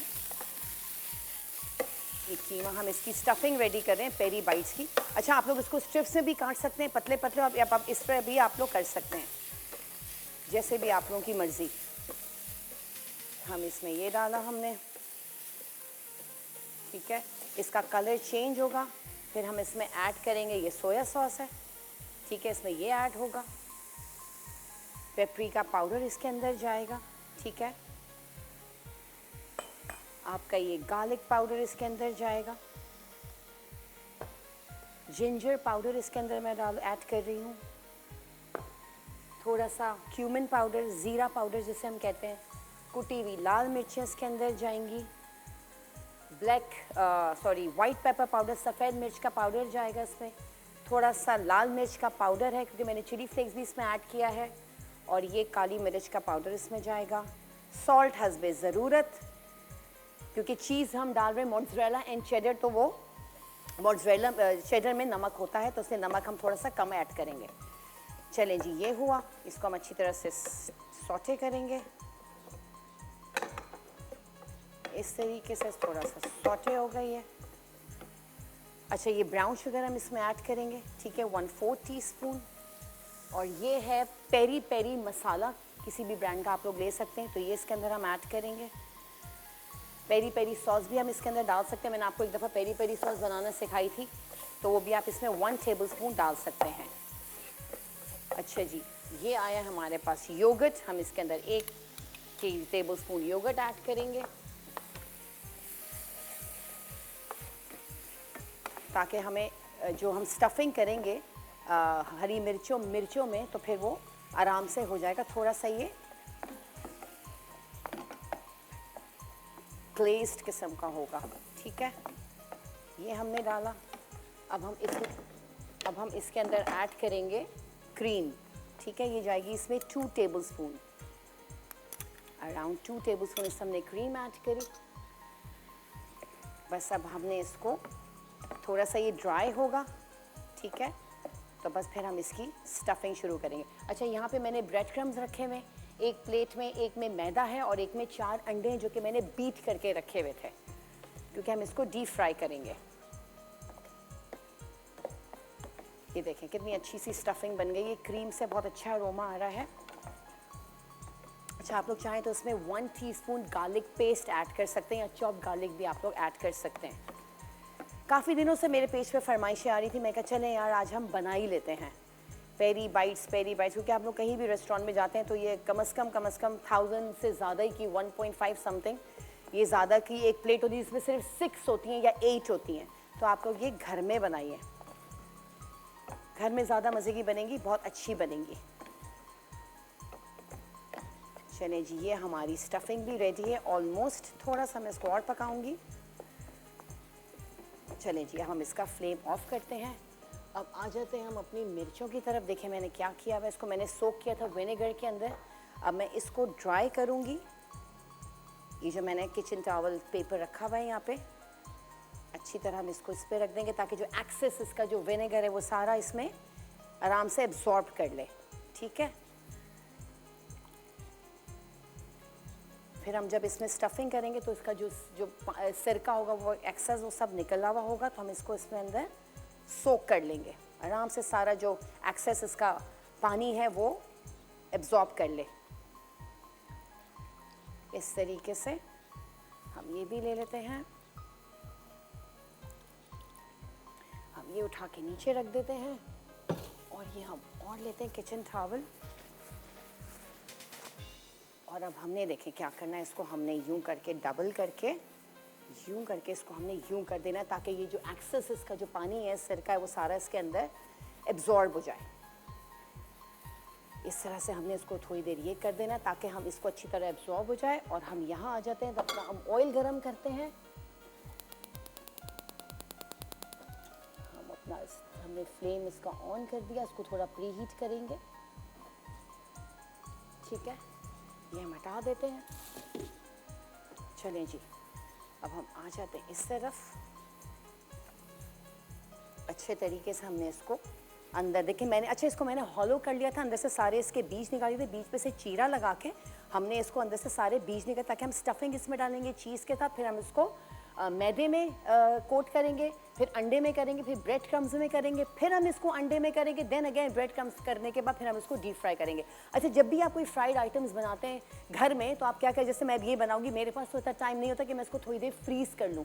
तो आप लोग जब क्रम्बल्ड हो जाए, आप इसको आधा घंटा 1 घंटा फ्रीज़ कर लीजिएगा, उसके बाद आप लोग डीप फ्राई कीजिएगा, तो ये और भी अच्छे बनेंगे। लेकिन हमारे पास टाइम नहीं होता तो हम इसको फ्रीज़ नहीं कर सकते। तो ये आप लोग कर लीजिएगा, जब आप लोग घर में बना के रखें तो जस्ट डू इट, ठीक है। चलें जी, ये हमारी ये सोक हो गई। अब हम इसको फिलिंग की तरफ आते हैं। हम ये हटा देते हैं किचन पेपर इस तरीके से। अब हम आ जाते हैं अपने स्टफिंग की तरफ। चलें जी, अब मैं आपको बताती हूँ कैसे करना है। देखें, ये हमने लिया, ठीक है, और हमारा ये स्पून हमने लिया, ठीक है। अच्छा, सबसे पहले मैं इसमें डालूंगी मोज़रेला चीज़ अंदर, ठीक है। सबसे पहले जो हम इसमें मोज़रेला चीज़ को भरेंगे, हल्की सी ये चेडर है, ये हम इसके अंदर डालेंगे, ठीक है। मैं इसलिए इसकी बेस बना रही हूँ क्योंकि हम जब चीज़ डालते हैं हम उसको फ्राई तो ऊपर से चीज़ निकलने लगती है, तो ऊपर से चीज़ नहीं निकलेगी। तो आप इसकी बेस में चीज़ डाल दिया करें तो फिर वो ऊपर से चीज़ नहीं निकलेगी बाहर फ्राई करते वक्त, ठीक है। ये हमने ये किया। अच्छा, ये जो हमने स्टफिंग बना के रखी थी चिकन की, अच्छा I am wearing hand glove, अब तो ये ठंडा भी हो गया तो हम इसके अंदर ये ऐड करेंगे इस तरीके से अच्छी तरह। हमने ये चिकन को ऐड किया, ठीक है। ऊपर से थोड़ा सा हम साफ करके हम ये यहाँ रखेंगे, हमारी जो प्लेट है यहाँ रख देंगे। यहाँ पे प्लेट थी, ये हम इसको यहाँ रख दिया, ठीक है। हम भर भर के इसको यहाँ रख देंगे। हम इसी तरह दूसरी भर लेते हैं, ये वाली। इसमें भी हमने सबसे पहले हमने चीज़ ऐड करी। ये तो आप लोग घर में बना के रख भी सकते हैं, इसको फ्रीज करके रख सकते हैं, काफ़ी दिन ये चल जाएंगी। जब मेहमान है उसको डीफ्रॉस्ट करें और अपना आराम से ये फ्राई करें इसको डीप। ये हमने इसके अंदर स्टफिंग करी इस तरीके से।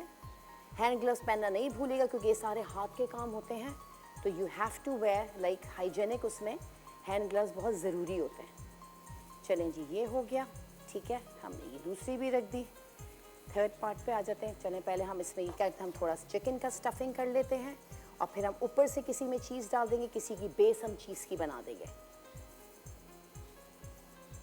और ये तो लोग इतने शौक से, अब तो शादियों में हर जगह पेरी बाइट्स भी आ गई हैं, इनके मेन्यू में भी आ गया है पेरी बाइट्स, कि भाई पेरी बाइट्स हों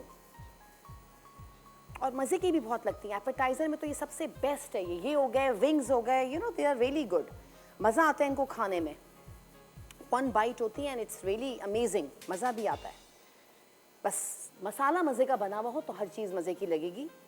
सिर्फ प्रेजेंटेशन नहीं होता, अंदर का टेस्ट भी हो। अच्छा, आप लोग इसमें जैसे मैंने ये चिकन लिया हुआ है तो आप लोग बीफ का भी कर सकते हैं इफ़ यू वांट टू। आप लोग प्रॉन्स के साथ भी कर सकते हैं। सी फूड जो होता है, हम प्रॉन्स के साथ भी इसका, हम प्रॉन्स का कीमा बना के लाइक बिल्कुल मैशी करके हम वो भी कर सकते हैं। हम मैशी कर सकते हैं इसको। चलें जी, ये हमारा इस तरीके से हो गया, ठीक है। अब मैं आपको बताती हूँ हम इसकी जो फ्राइंग करेंगे वो किस तरह करेंगे, ठीक है। चलें जी, ये हो गया। हम ऊपर से थोड़ा सा इसको क्लीन करते हैं। अब आ जाते हैं, हमें देखें हम क्या करेंगे। सबसे पहले हमने डाला इसको मैदे में, ठीक है, लाइक दिस। इसको मैदे में कोट करेंगे, ठीक है। फिर ये आएगा अंडे के अंदर, अंडे के अंदर आएगा, फिर ये आएंगे क्रम्स में इस तरीके से, ठीक है। अच्छा, फिर ये अंडे में जाएगा और फिर ये क्रम्स में जाएगा इस तरीके से, ठीक है। ये देखें इस तरह से होगा। हम इसको फ्राई करने भी डाल देते हैं, हमारा ऑयल भी प्रीहीट हो गया। इसी तरह हम इसको भी करेंगे। ये पहले मैदे में जाएगा, ड्राई, बिल्कुल ड्राई रखना है, इसका बैटर नहीं बनाना है। फिर ये अंडे में जाएगा, ठीक है। अच्छा, थोड़ी बड़ी है तो हम इसको थोड़ा सा हाथ से कर लेंगे और फिर अब ये क्रम्स में जाएगा इस तरीके से,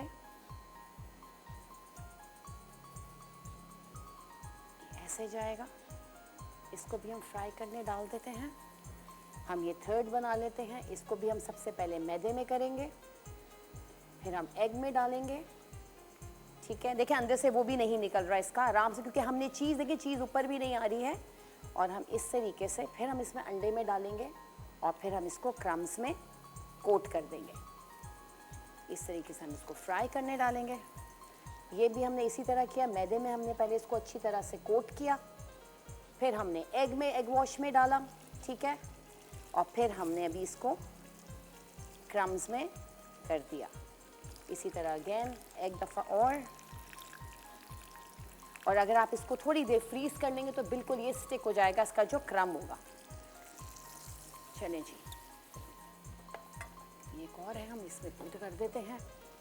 ये हमने एक और किया, एग में डाला एंड इस तरीके से हमने इसको क्रम्स में किया।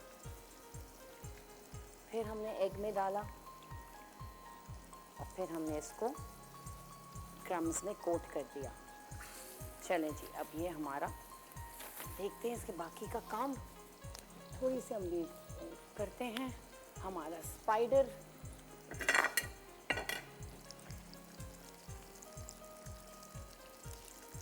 थोड़ा हम इसका फ्लेम ऑन करते हैं, ज़्यादा तेज़ करते हैं। हमने मीडियम पे रखा हुआ था। देखिए कितनी खूबसूरत इसका कलर आ रहा है पेरी बाइट्स का। Like golden brown.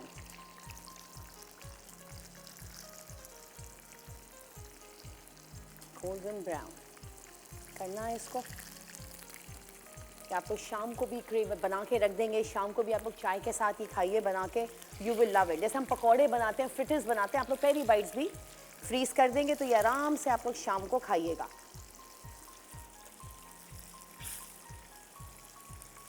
इस तरीके से। अच्छा, कलर इसका बिल्कुल गोल्डन ब्राउन ही होना चाहिए, ज़्यादा डार्क नहीं कीजिएगा तो फिर वो क्या होता है कि जले जले लगते हैं। इनका एक गोल्डन एक स्पेसिफिक कलर होता है तो वो ही होना चाहिए। चलिए ये हमारी एक हो गई है, हम इसको यहाँ निकालते हैं ताकि जो एक्सेस ऑयल है वो हम, ये देखें कितना खूबसूरत कलर आ रहा है इसका। ये हम ये भी निकालते हैं इस तरीके से। ये भी हमारी हो गई हैं 2।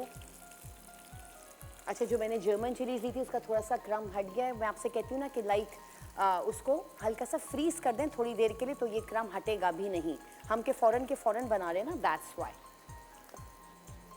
चलें जी, हम इसका फ्लेम थोड़ा सा हल्का करते हैं। चलें जी, हमारी peri bytes recipe okay.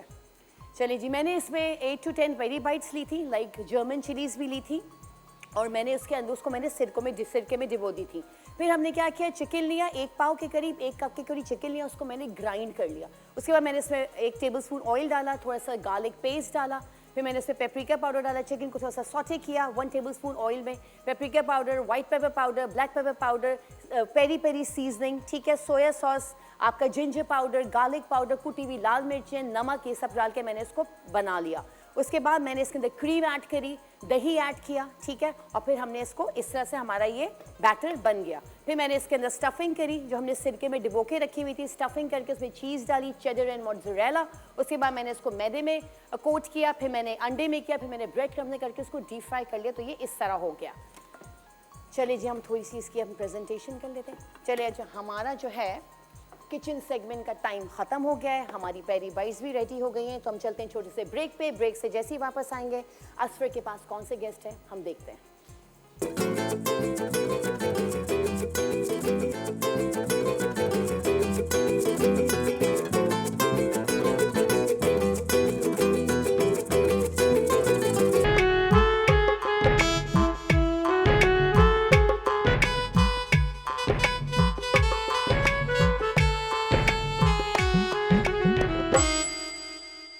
Welcome back खवातीन और हज़रात, आप देख रहे हैं द मॉर्निंग स्टार। एक बार फिर आपको शो में खुश आमदेद कहते हैं। कितना अच्छा आपने म्यूजिक बजाया है। शेफ नौरीन के जज्बात मचल से गए। शेफ नौरीन एकदम से किसी ख्वाबों की दुनिया में चली गई। बिल्कुल, असफर उधर गए तो मैं उधर गई। मेरे पीछे तो भाई हाथ धो के पड़ चुकी है, मैं तो उस तरफ जाना भी नहीं चाहता। तैयार हो गया आपका खाना, बहुत ही अच्छी खुशबू आ रही है। पेरी बाइट्स रेडी हो गई है। Look stunning. फौरन से मेरे कमरे में भिजवाएं इसको जी, सॉरी। अच्छा जी, खवातीन और हज़रात, वक्त हो जाता है एक मास्टर क्लास का। आपको एक मास्टर क्लास, मेकअप की मास्टर क्लास देने के लिए आज हमारे साथ हैं नसीम। सलाम नसीम, कैसी हैं? ठीक ठाक। खैरियत से आप? ठीक ठाक है। अच्छा नसीम, आज क्या लुक कर रही हैं? एक लुक है हमारी फिल्म स्टार मीरा का, ठीक है। जो कि आप लोगों की स्क्रीन पे इस वक्त आ रहा है। मैं SMD पे भी प्लीज़ दे दीजिए वो जो लुक है। और हम ये चाहते हैं कि ये लुक हम रिक्रिएट करेंगे लाइव। मीरा हमारी पाकिस्तान की बहुत बड़ी फिल्म एक्ट्रेस है, बहुत बड़ी फिल्म स्टार है, इंटरनेशनली भी काम किया है और मीरा पूरी दुनिया में अपनी खूबसूरती की वजह से जानी जाती हैं। तो ये जो लुक है मीरा का, ये कैसे अचीव आप कर सकते हैं घर बैठे, ये मास्टर क्लास आपको देंगी आज नसीम जी। नसीम प्लीज़ स्टार्ट कीजिए जी। ओके, थोड़ा सा पीछे हो जाइए, चेयर पीछे करें।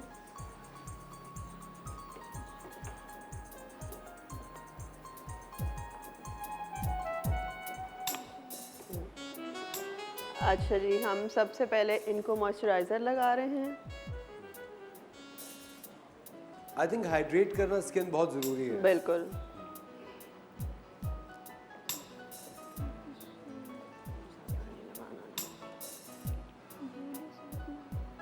मॉइस्चराइज़र से ये है कि आपके कभी भी मेकअप आपका फटेगा नहीं, लाइंस नहीं आएंगी उसके अंदर, स्किन भी फ्लॉलेस रहेगी। और जो कि ये मेकअप का सबसे ज़्यादा इम्पॉर्टेंट पार्ट होता है।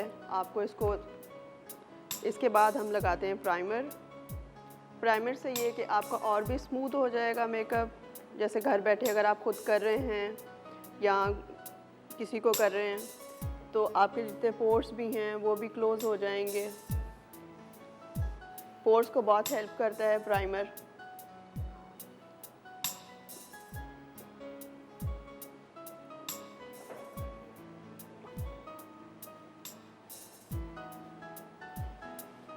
और ये दोनों चीज़ें बहुत ज़रूरी होती हैं बिफोर मेकअप आपके लिए।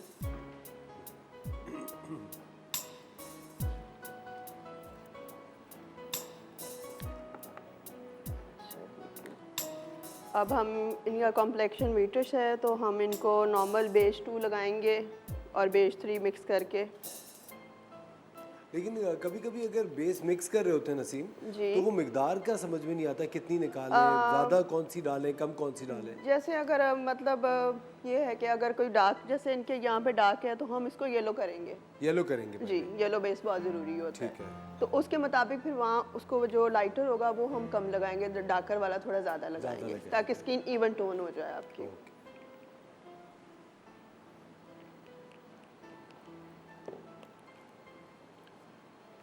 अभी जैसे कि देख रहे होंगे स्क्रीन पे मैं इसको कर रही हूँ मिक्स। तो ख़वातीन और हज़रात, वक्त हो जाता है एक छोटे से ब्रेक का। या नसीम दे रही हैं मास्टर क्लास।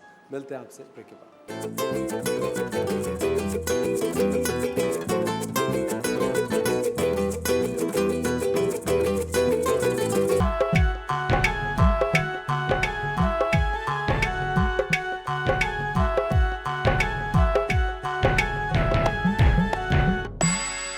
Welcome back. आज रात 8 बजे TV1 की स्क्रीन पे आप देखेंगे एक बहुत ही शानदार ड्रामा। आप जानते हैं TV1 के ड्रामे हमेशा से मुनफरिद रहे हैं और अपनी एक अच्छी शोहरत मेंटेन करते हैं। आज रात आप देखेंगे मोतिया सरकार, जिसको लिखा है कलीम काज़मी ने, डायरेक्ट किया है सीमा ताहिर खान ने। कास्ट में हैं आमना इलियास, मुनीब भट्ट, साइमा कुरैशी और आयशा गुल। चलिए चल के मोतिया सरकार का ट्रेलर देखते हैं। गुलशन भाई के अड्डे पे रहने की जगह कम और नाचने की जगह बहुत ज्यादा है। मैं ना एक ही चीज दोबारा करने के पैसे लेती हूँ। आज तुझे मोतिये की बातें बकवास लग रही हैं। तू देखियो, कल तुझे यही बातें सोने से भी ज्यादा कीमती लगेंगी। मोतिया भाई, पहले घुंघरू तो पहन लो। कौन है? तवाइफ है, नाचने वाली है, धंधा करती है, ये बोलती। क्या बात है गुलशन भाई, तेरा कोठा बड़ा ठंडा पड़ा हुआ है, धंधा चौपट हो गया क्या? कि मैं जाके सब कुछ बर्बाद कर दूं, हर चीज को आग लगा के राख कर दूं, ये चाहती है तू?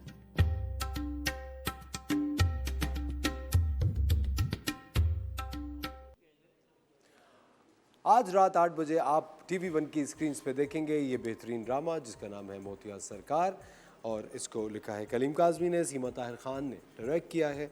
मुनीब भट्ट, आमना इलियास, साइमा कुरैशी, आयशा गुल इसकी कास्ट में है।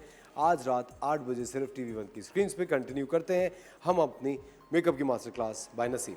जी नसीम जी, तो आज हम अपनी मॉडल को जो है प्राइमर और मॉइस्चराइज़र तो कर चुके हैं। अब हम इनके जहाँ डार्क सर्कल्स हैं, हम क्रेलॉन की ऑरेंज स्टिक सबसे बेस्ट होती है, इसी को यूज़ करेंगे। साइड इनके कॉर्नर्स पे जो है डार्क हैं, इनको भी हम ऑरेंज बेस करेंगे क्रेलॉन वाली स्टिक के साथ। इसके बाद जो है फिर बेस करेंगे तो बहुत अच्छा इफेक्ट आता है उसके साथ। जैसे कि आप देख रहे हैं इनके डार्क सर्कल्स हैं, इतने नहीं हैं बट हमें फिर भी इनको भी कवर अप करना है ताकि एक इवन टोन चेहरे की हो जाए। बिल्कुल एग्जैक्टली, बिकॉज हर लड़की हर औरत चाहती है कि हम मेकअप करें तो इवन टोन रहे हमारा। लेकिन नसीम, अभी पिछले चंद सालों में बिल्कुल मेकअप का जो ट्रेंड है वो इतना बदल गया, लड़कियां बहुत लाइट मेकअप अप करने लगी हैं, मगर फिर भी इवन टोन तो सबको चाहिए होती है ना। और अब हम इनको लगा रहे हैं फाउंडेशन, और यूजुअली लोग समझते हैं कि हाथ से बहुत अच्छी ब्लेंडिंग होती है, मगर मैं इनको जो है ब्रश के साथ करूँगी ताकि इनकी जो है पोर्स में भी सही से एब्जॉर्ब हो जाए और इक्वल भी रहे, इवन होना चाहिए। जैसे कि आप लोग देख रहे होंगे अभी टीवी पे।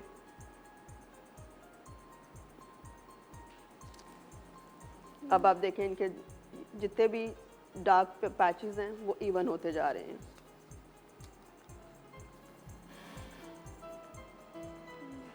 आप आंख ऊपर करेंगी, उठाएंगी अपनी आईज को। अब आप देखें इनकी डार्क सर्कल बिल्कुल देखें कम हो गए हैं, ख़त्म हो गए हैं ऑलमोस्ट। एज इट इज़ हम इसी तरह से इसके साथ इधर करेंगे।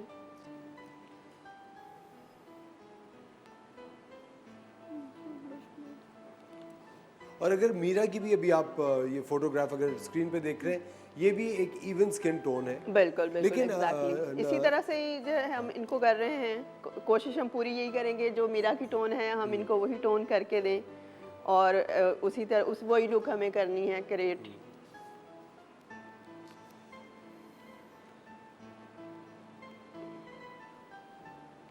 और ये मत कभी भी आप समझें कि हम थोड़ा फाउंडेशन लगा रहे हैं तो मतलब थोड़े में ही पूरा करना है। अगर हमें ज़्यादा की ज़रूरत है तो हम उसको ज़्यादा भी यूज़ कर सकते हैं ताकि हमारी स्किन बिल्कुल इवन लगे।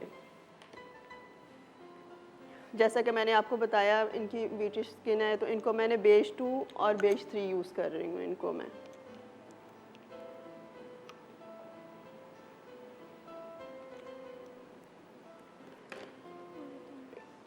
ये देखें जैसे यहाँ पे अभी इनका इवन नहीं आ रहा था।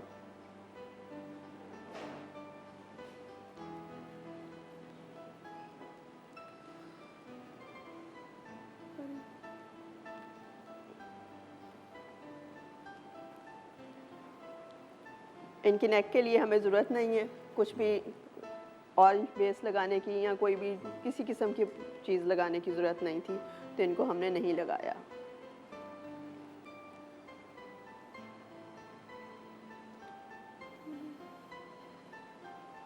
और जितनी अच्छी हम ब्लेंडिंग करेंगे उतना अच्छा हमारा मेकअप होगा।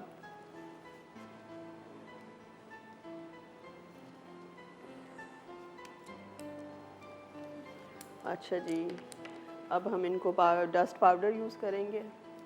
किधर रखा है ये?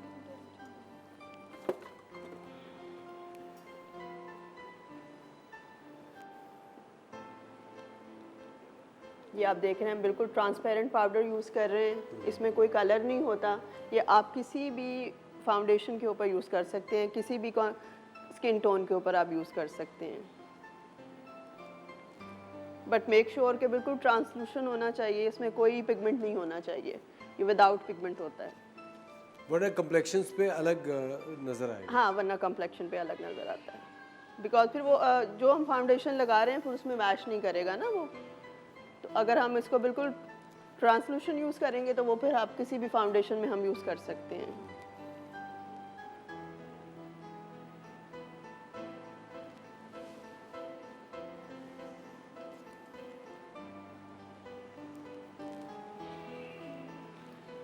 जैसे कि आप देख रहे होंगे कि इसमें कोई चीज़ नज़र नहीं आ रही है जी। ये नहीं कि पाउडर अलग से हो और फाउंडेशन हमारा अलग जा रहा है, ऐसा नहीं है।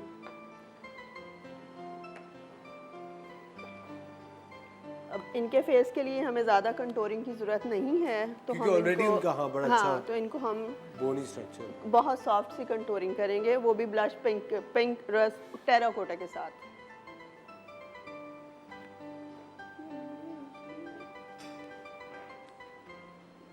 ये जॉ लाइन पे ये देखें, इसको आप बिल्कुल करेक्शन आपकी सही होनी चाहिए तो फिर बिल्कुल सही होगा। और इसके अभी देखेंगे जहाँ से आप हमेशा यूं करके आप इसको मेजर कर सकते हैं कि ताकि इस तरीके से अगर जैसे नॉर्मली लोगों को समझ में नहीं आता तो आप एयर टू एयर करके इसको आप कर सकते हैं।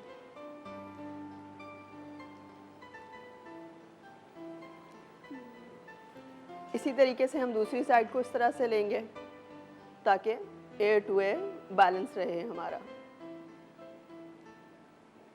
और नाक की इनको यहाँ पे नीड नहीं है, नॉर्मली लोगों को यहाँ पे भी नीड होती है तो इनको हम सिर्फ हल्का सा यहाँ पे करेंगे, टिप पे करेंगे, सिर्फ टिप पे करेंगे।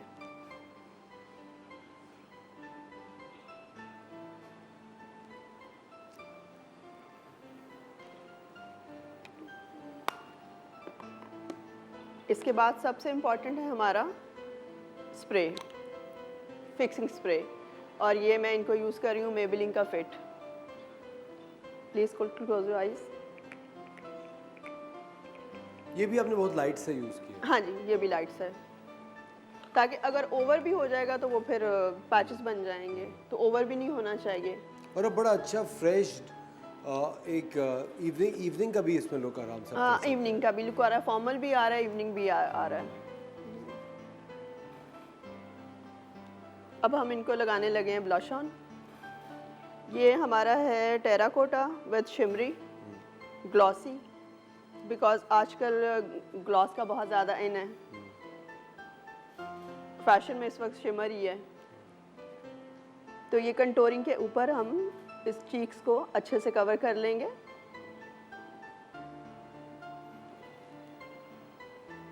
जिससे इनकी अच्छी स्किन फ्लॉरस लगे।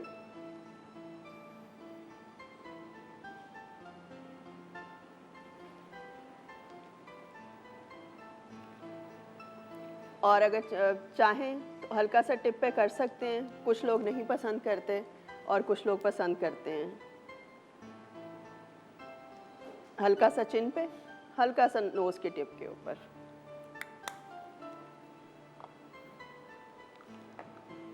अच्छा जी। और अब जैसे कि मीरा जी की ब्राउन लिपस्टिक लगी हुई है गोल्डी ब्राउन, तो हम वही सेम एज इट इज़ कर रहे हैं। ये ब्राउन लिपस्टिक है, आई गेस इसका क्या नंबर है, नंबर 12 मेबेलाइन की है ये भी।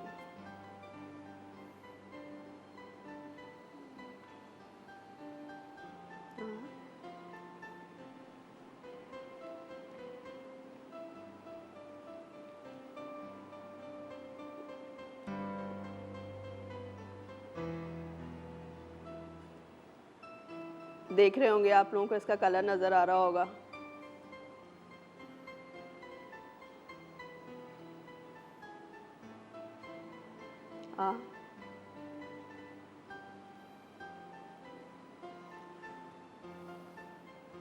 और जितनी अच्छी आपकी आउटलाइन होगी उतनी अच्छी आपकी लिपस्टिक भी होगी। बैलेंस भी हमें करना होगा, जैसे हर इंसान का मतलब लेफ्ट एंड राइट में डिफरेंस होता है, तो मेक श्योर कि हमें इसको बैलेंस करना है। वैसे इस मॉडल को तो हमारी इतनी ज़रूरत नहीं है, और जितनी थी उतनी मैंने उसको कोशिश करके कर दिया है। हाँ।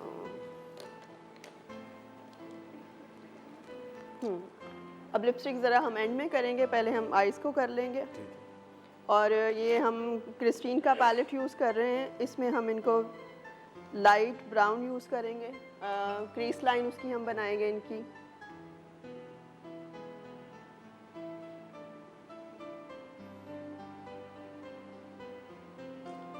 क्योंकि अब ये छोटी लड़की है तो इनको इतनी क्रीज लाइन की ज़रूरत है नहीं, वरना जैसे हम थोड़ी से एज के लोग हो जाते हैं तो फिर उसमें क्रीज लाइन की ज़रूरत ज़्यादा होती है।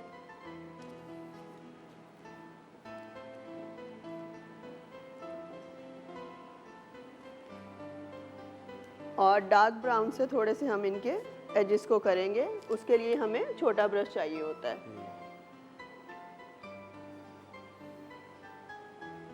ये देखें,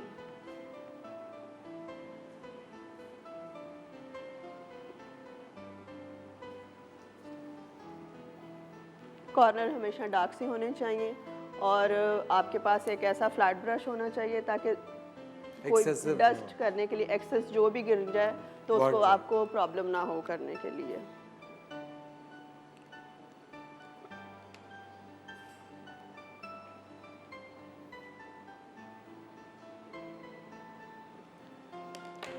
करेक्शन जितनी अच्छी होगी उतना ज़्यादा बेहतर रहेगा, मेकअप भी उतना अच्छा हो जाता है और ज़्यादा आपको फिर वो भी नहीं करना पड़ता।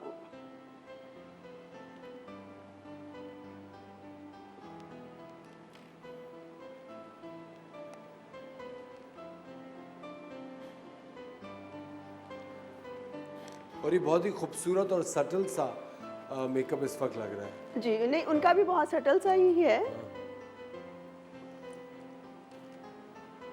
और ये हम इनको ब्रॉन्ज यूज़ कर रहे हैं बिकॉज हमें विंड आईज देनी है। उनका विंड आईलाइनर लगा हुआ है तो हमें विंडी इनको लुक देनी है, विंड आईलाइनर के साथ हमें करना है।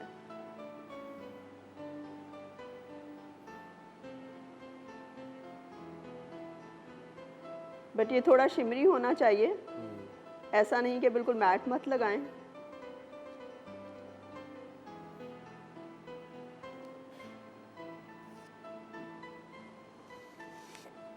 ये डस्ट ऑफ भी अच्छे से हो जाता है, इजीली हो जाता है। ऐसा नहीं कि आपको कोई मतलब हार्ड एंड फास्ट वाली बात नहीं है कि डस्ट ऑफ करने में आपको कोई प्रॉब्लम होगी।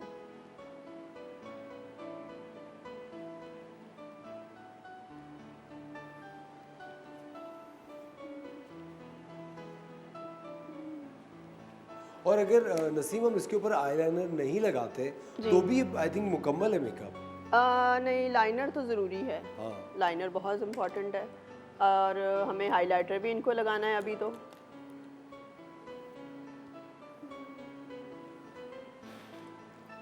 ये देखें, अब हम इनको डल गोल्ड हाइलाइटर लगा रहे हैं। ठीक है। और इनके हमने आईब्रोज नहीं किए बिकॉज आजकल गर्ल्स के सारे जो हैं थोड़े फ्लफ़ी आईब्रोज चल रहे हैं, थोड़े बुशी बुशी मोटे। बट हम इसको करेक्शन कर सकते हैं शेप आउट करके, इसी में ही ब्रश के साथ ही कर लेंगे। आई थिंक हमारे पास अब वक्त थोड़ा कम बचा है नसीम, हमें लाइनर की तरफ चले जाना जी चाहिए। जी जी बिल्कुल बिल्कुल।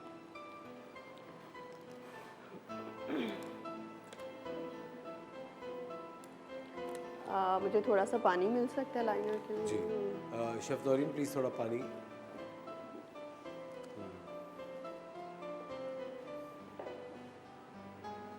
मैं खुद ही ले लूँ जाके? जी थैंक यू। हमने इनको लैशेस भी नहीं लगाई बिकॉज इनको लैशेस अपनी बहुत है, खूबसूरत लैशेस हैं। और आई थिंक जब ऑलरेडी अच्छी लैशेस हो तो फिर आपको तो उनको ज़रूरत फेक नहीं है। लगाने की ज़रूरत नहीं है।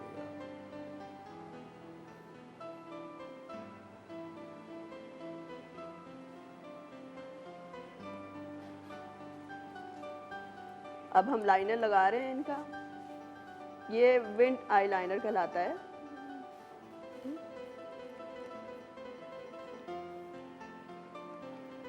ये आंख को लिफ्ट भी कर देता है और खूबसूरत भी लगता है। ऊपर देखिए आप। अब एज इट इज़ इसी तरह से हम इसको नीचे भी हल्का सा लगाएंगे ताकि एक आंख की प्रॉपर लुक निकल आए।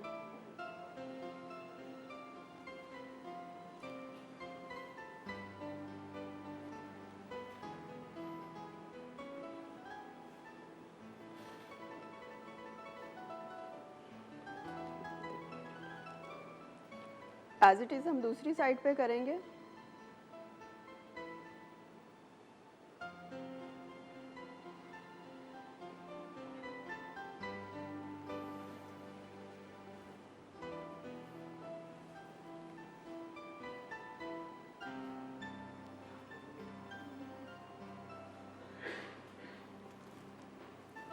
बंद करें आप अपनी आँख। मेरे फेस आगे हाथ होने से कवर तो अब तो नहीं हो रहा? नहीं समझ बिल्कुल। आ रहा है? नहीं पूरा चेहरा नजर आ रहा है। चलिए ठीक हो गया। आप ऊपर देखें, इसी तरह से सेम उसी साइड की तरह अब हम नीचे भी इनको लगाएंगे। ऊपर देखें आप। आंखें थोड़ी बड़ी भी लगती हैं। आंखें बड़ी भी लगती हैं इससे और खूबसूरत भी लगती हैं।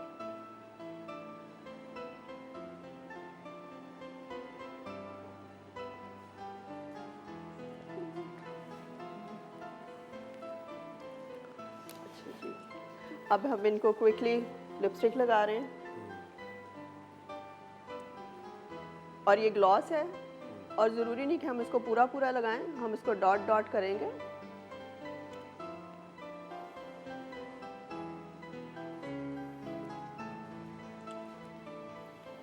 और अपनी मॉडल को कहेंगे आप इस तरह से ठीक है, जबरदस्त। First और ये class पूरा हमारा इवनिंग लुक तैयार हो गया। इवनिंग लुक तैयार। एक्सीलेंट नसीम। ख़वातीन और हज़रात, आज नसीम ने आपको दी है बेहतरीन मास्टर क्लास। और जितने भी लोग हैं कि नसीम एक बहुत ही रिनाउंड मेकअप आर्टिस्ट है, बहुत साल से बहुत ज़बरदस्त अपना सैलून और मेकअप का बिज़नेस चला रही हैं और इतना अच्छा है, नो टाइम ये लोग इन्होंने रेप्लिकेट किया है मीरा का and the model looks stunning. Naseem बहुत बहुत शुक्रिया आपका, थैंक यू वेरी मच। ख़वातीन और हज़रात, आपको भी बहुत बहुत शुक्रिया द मॉर्निंग स्टार देखने के लिए। कल फिर आपके साथ होंगे, अपना ख्याल रखिएगा, खुदा हाफ़िज़।